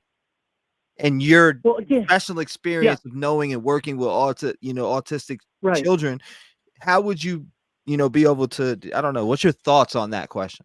Yeah, I think, again, it depends on where you're brought up, how you're brought up. I have patients who, like, apparently Sebastian loves to fish and he knows how to swim. And, I have other patients that go camping. They know how to light a fire. They know how to sleep out in 30-degree weather because they're in the Scouts. It all depends on, and that's why I don't think we can broad brush an entire diagnosis. I remember the mother in her first interview, I believe, saying, somebody said, would he know to get a city bus? Well, of course, they live in a rural area. And she kind of cried and said, he's never been on a public transportation. So again, somebody that has been very sheltered and let's say lives in the rural area and they somehow find themselves in a city, that's an example of theory of the mind. They see somebody else getting on the bus and it might be hard for them to put it together that they can get on a bus and they can pay some money. You know what I'm saying? Right. Because a lot of times what we do is we take a child out or an adolescent and say, okay, now today we're gonna work on how do you get on the school bus? How, when you see it coming, you got to stand back, blah, blah, blah, blah, blah. So yes, I don't believe, guys, that in 5 weeks this young man could be living outside off radar, in a prepper mode or whatever you want to call it. My hope is that he found shelter and found help. This is what it's funny you said that, because I was going to say, are there particular type of environments that a child with autism might be drawn to avoid, especially when barefooted? Right. Well, then that's why I think that the law enforcement has said folks should they even said today, like, if you're afraid to look in your backyard or on your property in sheds or whatever, you call us and we'll come look. Because I think invariably, anybody, whether you're on the spectrum or not, would try to find shelter from rain, from cold, etc. But again, what is weird to me, T-REV, is that if they truly did an exhaustive, search, even within 300 yards radius of his house and found nothing, that is just so strange to me. For the fact that he's on the spectrum. If it were a teenager that's neurotypical, man, that kid might be in Europe by now. You know what I'm saying? Yeah, this is, I can't fathom where he could possibly be. I just can't. And I don't know if you can discuss this, but can you discuss the psychological impact of sudden change or displacement on an autistic individual? Well, yes. And that, because routine is so important to them. I have patients who literally wear the same shirt or the same sweater every day for 15 years. They won't take it off. You have to practically bribe them to get it washed. Mm-hmm. And so every aspect of their life is extremely routine. So you pull them out of that routine and they can they can melt down. But again, I mean, I have such a variety of patients.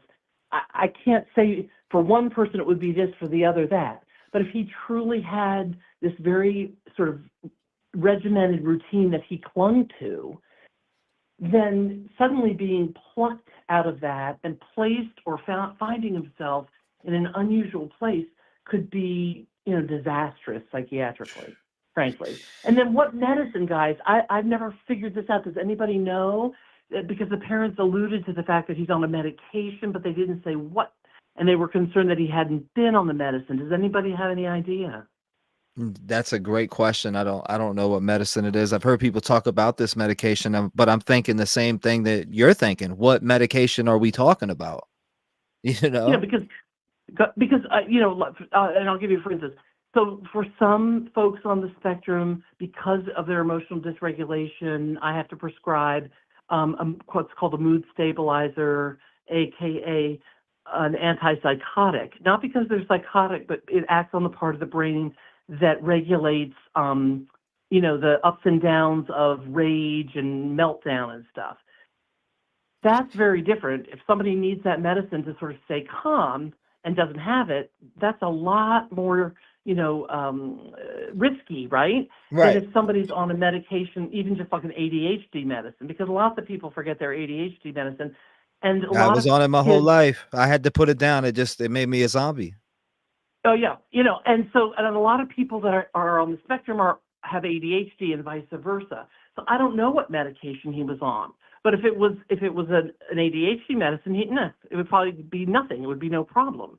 But if it was a mood stabilizer, it could really destabilize him psychiatrically. Yeah, that is. And my thing is, I just don't understand where he could have went. Just. With the nonverbal and limited verbal communication skills that could possibly affect his ability to ask for help. I mean, that's the part that's bothering me. And I don't know if you can answer that. But do they actually say that? See, they haven't given a really clear, is he truly not limited? Is he truly limited in his verbal skill, or is it just they've been so sort of vague? That's what I'm saying. They haven't given us the information, and based off of things that I've learned educationally, looking this up, covering this case, I've seen that some do have limited verbal communication skills, but some don't. So I'm wondering if he is one that does have that problem or doesn't, and that's what I've been trying to find out, is more about his personality. But I think that you and we, all of us, can sort of glean that he has good verbal skills in the fact that the school, apparently, this is what I understand, said that he was mainstreamed, that he had no behavioral problems really at school, that, I think he's level 1, guys, because it's level 2, autism, one needs, a lot of my patients with level 2 need, even in the school, in grammar school, they have to have a one-on-one that follows them to every classroom. And even those level 2s of my patients still are quite verbal. It's level 3 patients of mine that, can't really talk. They can't express themselves at all. But I don't think we're dealing with that. If I were, a betting person based on the little bit of information we've gotten about Sebastian. There is very little. I don't know if you can answer this one either, but what role does routine play in the life of someone with autism, and how could the disruption of routine affect Sebastian? For him being outside barefooted, I mean, you're obviously, if you take off, I don't know. That's just that's another question that I have running through my mind. Well, that goes through, the issue around wearing the same clothes, eating the same foods every day, maybe having the same little circle of friends, even if it's one friend. Any of that disruption can be very, it can really undo somebody psychologically that's on the spectrum. Everybody's asking to ask you about Nina. They keep saying weigh in on Nina. Wait, she said she saved that, but you can if you want. No, I will. I'm gonna give you. I know the chat's gonna be like, yeah, right, because I am. You can see I'm a little bit talkative. I'm gonna just say this. I have a lot of patients with complex PTSD from SA through childhood, from DV, from being in a war, whatever, right? Yes, And ma'am. it's not all the same. But what I'm going to tell you is, from what if I'm out of breath, this was my dog. I'm walking my dog up and down, taking her It's outside, okay. inside. It's okay. We understand. With PTSD, I have never, the kind of sort of information dumping, I know that's not a very nice word to say, but I'm going to use that because I don't know what else to say, that over 2-hour period of time that Nina did in public to the world through a young man who can't be more than 22 as the quote, quote, interviewer, is something that I've only seen relegated to the therapy office or a psychiatrist, a social worker, where somebody is able to completely open themselves up. And in opening themselves up to all of that trauma, they begin to relive it. There's no doubt in my mind that a lot of what she said resonated in a very true and authentic way, that this is a person that most likely is suffering from complex PTSD. But what I found alarming and troubling for me and stunning is that somebody with such profound complex PTSD would just let the whole world know the entire story. And that, to me, was inappropriate. And I'll tell you why it's inappropriate. It's inappropriate, most of all, and this is my opinion, for Nina. Because when I go to court and when, let's say, I have patients with PTSD that are involved in divorce or whatever, somebody on the chat the other night, when I made a comment that I said, I think this is very, sort of risky and dangerous for Nina. I remember you saying that too. That stuck in my mind when you wrote that. And somebody said her attorney gave her permission. And my response was, I would question the attorney's, decision-making. Because when you unleash that kind of trauma, you have to be able to have somebody there afterwards that's going to pick you up and say, let's walk through what you just shared with me or with the world or whatever. And in my experience with like the courts, family court, divorce attorneys, etc., I've never ever had any attorney say to the client, go ahead and tell it all to the public. What we usually are asked to do, even when I'm asked to evaluate somebody for the courts, and we just saw this in the Connecticut case of I can't think, Doulos or whatever, I don't know if you followed that, where he murdered his wife and the girlfriend just got found guilty. But anyway, I don't think I've seen that. All of her psychiatric evaluation was completely sealed, as were the children's. The courts sealed it. Why? Because it's so sensitive. Yeah, I just don't think it's appropriate. And the biggest reason it's not appropriate for Nina is twofold. One is that it could trigger flashbacks, meltdown, etc. And number two, it could be weaponized against her in court because she went on TV or YouTube and she made proclamations and assertions about her history. So that could be used against her in court. Yes. How police say anything that you say can and will be used to you in the court of law or whatever. That's like, so if somebody's out there speaking on my name and I'm having a problem, I could use that in the court of law. I mean, technically you could. Yes. Because, because she made tons of allegations. They could all be well-founded. But, all it takes is somebody to clip one little piece of it and it can get distorted, Right. I mean, I saw that on Nancy Grace last night. This poor professor was trying to explain about the possibility of drowning with that Riley kid in Nashville. He said one thing, and she's like, oh, no. So you're telling me blah, blah, blah. And I'm like, no, he didn't say that. He did not say that. But it can be turned. You see what I'm saying? Mm-hmm. So I don't know if it was the wisest thing to do. And I say this only for her mental health and her legal health. Mm-hmm. Yeah, I see where you're going with that. I see where you're going with that. It's a good point. Different perspective and very educational point too.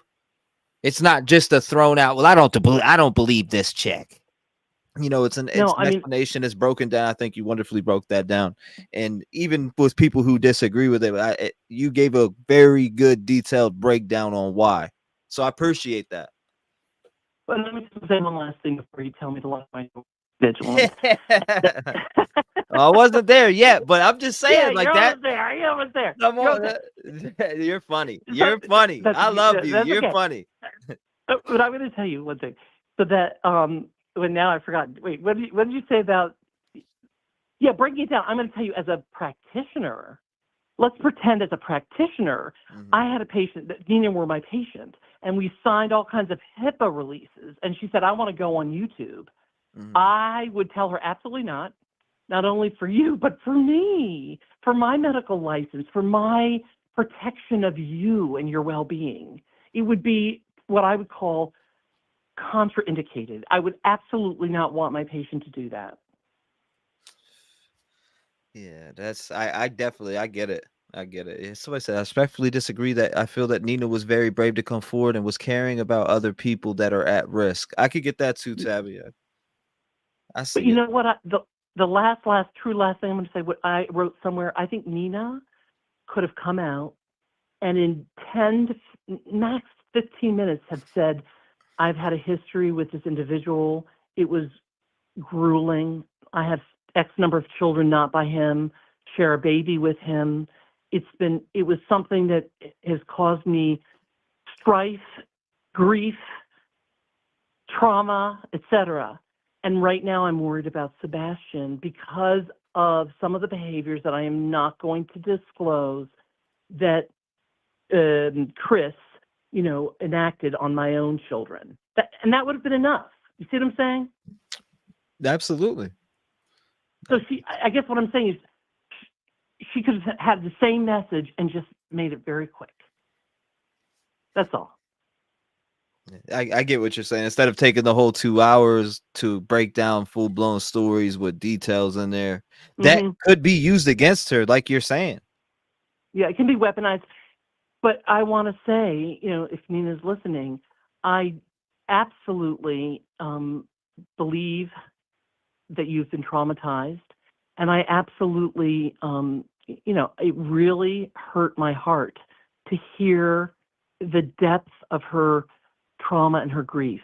So I don't think necessarily she was doing this for like some sort of clout chasing or whatever they call it. I don't think so. I could be wrong, but no, I believe what she said. I just worry about her. Yeah, I get it.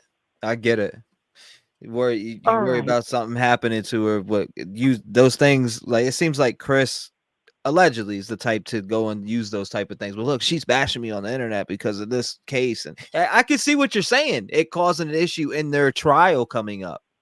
Yes. I see that. That's a great point that you're making, and I'm actually didn't even think about that. Hey, damn, they might go and clip this from this podcast, and the lawyer might be his lawyer might be over it, checking through it. So, yeah. But anyway, I want to say one last thing, and that is that I hope that you remain vigilant and that you lock your doors at night. Always will. Okay. And I thank you for your educational standpoint from today's show. This was a wonderful phone call, especially and touching up on autism. Thank you so much for doing that and educating everybody who is here listening. God bless you. What? Doctora Latina? Yeah, Doctora Latina, sí. And I thank you. It was an honor and a privilege to be able to be invited up. So thank you so much, T-REV. And I'm going to jump back into chat now. Thank you so much. I shared your channel too in the comments so people could check you out. There's people saying they wanted to check your channel out. So I hope you don't mind that I shared it. Not at all. No. No, not at all. That's fine. Like, okay, I followed you on Kylie Rodney. So even you didn't know me then, but I followed the stuff that you did on Kylie Rodney case when I first came in, and I loved you then. So thank you so much for coming up. It honestly was an honor to have you on here because I've been following you since my journey on YouTube. So thank you so much. Doctora Latina. Sí, gracias, muy amable. Adios. Thank you. Shout out to her. Good phone call.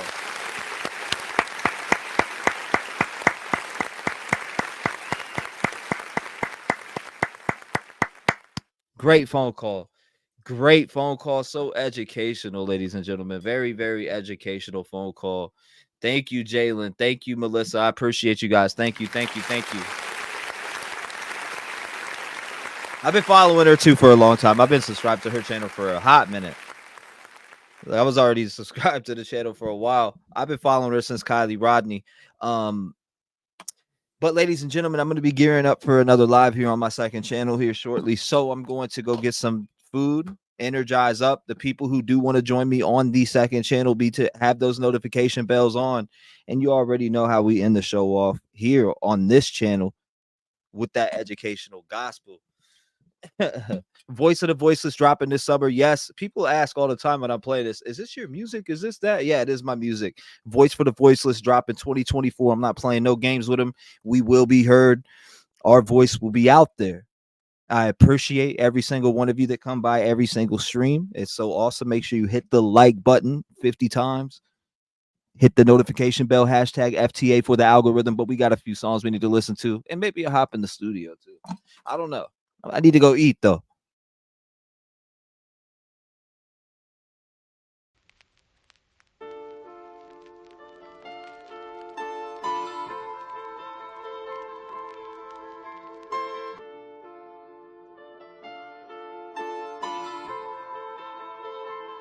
Yeah, dear Jesus, how should I move? I got these demons all on me, they tryna take over again. All of this money, I know it can't pay for this life of sin. All that I ever wanted was to win, but I'm not tryna be gone in the wind. Dear Jesus, I need you to walk for me. I need you to talk for me, cause I don't seem to do it properly. Dear Jesus, yeah, dear Jesus. Look.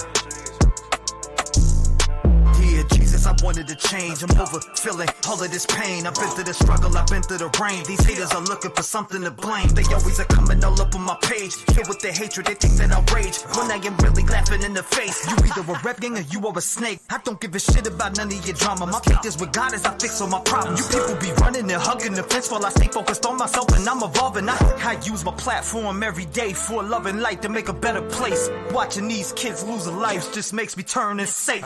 Dear Jesus, how should I move? I got these demons all on me, they tryna take over again. All of this money, I know it can't pay for this life of sin. All that I ever wanted was to win, but I'm not tryna be gone in the wind. Dear Jesus, I need you to walk for me.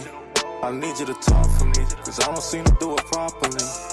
Dear Jesus, yeah, dear Jesus. Look. It's nothing but pain. All of these families are feeling the same. Losing their loved ones to all of this violence. Our government doesn't want to make a change. It feels like a game. This shit ain't the same. All of y'all do is just pick at our brains. Give up a little info, they conceal the rest and expect us to believe what you say. How is change gonna happen? You let these pedophiles run around and trash it. They touch kids, but the judge gets an ass kicked. And you expect us to wanna roll with that shit? He touched a kid and gets 2 years maximum, but gets back out on the streets looking for a scheme, sneaking in a family, then killing a team. And now we stand together as human beings. Jesus, I'm asking for help. These bastards should really be burning in hell. At least the rest of the life in the jail. We really don't understand all of the failed. Audrey Cunningham, Quentin Simon, Kylie Rodney to Summer Wells. All my life I've been waiting for purpose, and now I have it. I will prevail. Dear Jesus, how should I move? I got these demons all on me, they tryna take over again. All of this money, I know it can't pay for this life of sin. All that I ever wanted was to win, but I'm not tryna be gone in the wind. Dear Jesus, I need you to walk for me. I need you to talk for me, cause I don't seem to do it properly. Dear Jesus, yeah, dear Jesus.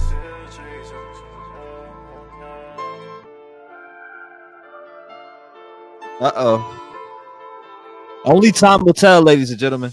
That's all I know. Only time will tell. We'll be heard though. We are the new independent media. Fuck silent tonight. Sacrifices and the sleepless nights, will they serve me well? Only time will tell. I just keep on praying that I'll find my way if I go through hell. Only time will tell. Only time will tell. Every day I wake up, I'm here to make a change. Only time will tell, I hope it takes the pain away. I see these families going through it every single day. Another person dead, an article up on a page. But I hold on to hope like a candle in the rain. Got it by the light, trying to break through these heavy chains. In the heart of the night, I'm searching for the flame. Speaking for the silent and the honor, I'm a paper lane. In the silent battles, I become the roaring train. Carrying the hopes on this long and when it's a rain. Through the valleys of silence, the dreams I entertain. In the quiet whispers, my purpose remains the same. Sacrifices and the sleepless nights, will they serve me well? Only time will tell. I just keep on praying that I'll find my way if I go through hell. Through hell. Only time will tell. Only time will tell. We're really feeling like we're living in hell. Just turn on YouTube and start searching and you'll see it yourself. But together we light up the dark, standing strong, playing our part. Heart to heart, we heal, we mend.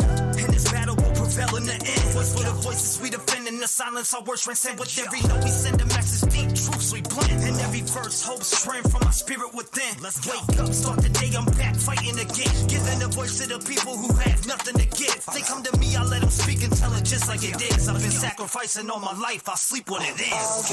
Sacrifices and the sleepless nights, will they serve me well? Only time will tell. I just keep on praying that I'll find my way if I go through hell. Only time will tell. Only time will tell. Divine spirit of love and light. In this hour of need, guide America right. Shine your grace on every child, every soul. Mend our hearts, make our nation whole. The sacrifices and the sleepless nights, will they serve me well? Only time will tell. I just keep on praying that I'll find my way if I go through hell. Only time will tell. Only time will tell. Again, we do this. I know a lot of us did this by ourselves. We reached out, nobody was there. It's all good though. I'm gonna get it done, I'ma do it myself. I don't trust no one, I don't need your help. Where were you when I reached out for you? I needed you and you left me by myself. So if I'm gonna get it done, I'ma do it myself. I don't really give a fuck if you're with me now. Where were you when I reached out for you? I needed you and you left me by myself. I was always left alone, sitting in my home, going through depression while I'm crafting all these poems. My mom was doing dope, that's all I ever known. But I let that pain go away, I'm here to take the throne. Got Rev gang behind me, I give a voice to the streets. Let the people speak, love and light is what I preach. Got these negative people who try to put stains on my fleece, but I never give up and stay focused on my peace. Reaching to be the better me, to succeed. I cover stories every day that could drop a horse to its knees. I've came to realize we really need change, and if I gotta do it myself, I'll bring a parade. I'm gonna get it done, I'ma do it myself. I don't trust no one, I don't need your help. Where were you when I reached out for you? I needed you and you left me by myself. So if I'm gonna get it done, I'ma do it myself. I don't really give a fuck if you're with me now. Where were you when I reached out for you? I needed you and you left me by myself.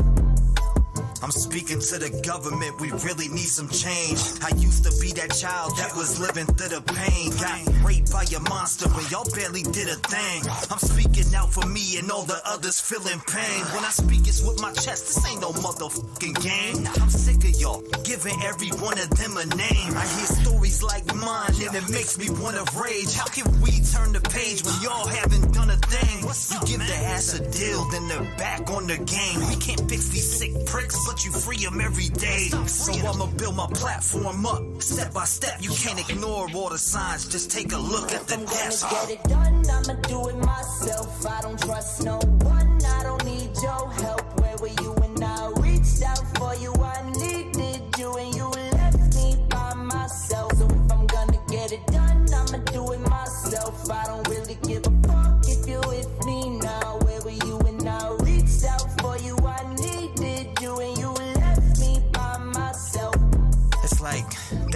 listen to us about what we're going through. They don't want to hear the pain. They don't want to stop these people. They want to keep giving them deals and letting them come back out into society and ruin more lives. And we're getting sick of this shit. We had enough. Man, they're gonna kill more people. I'm speaking for the voiceless. We need better laws and better purpose. I know a lot of families out in these streets, they are really hurting. They don't know where to go, know where to start. A lot of these families get left in the dark. No answers, no leads, they get pushed to the side just like they were from the start. I'm here to make a change. I'm at it every day. I'm far from perfect, but I refuse to stay the same. I'm here to grow with my people and rise above. I put all my faith in God. The change is gonna come. Get it done, I'ma do it myself. I don't trust no one. I don't need your help. Where were you when I reached out for you? I needed you and you left me by myself. So if I'm gonna get it done, I'ma do it myself. I don't really give a fuck if you with me now. Where were you when I reached out for you? I needed you and you left me by myself.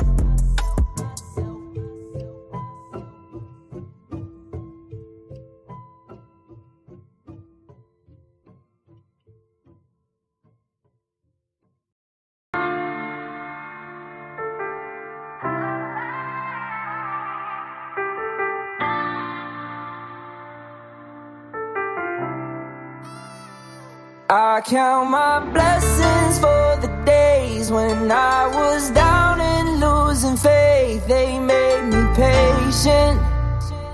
All I can say is thank you. I really wouldn't be the same if I ain't gone through all the pain. Look what it made me.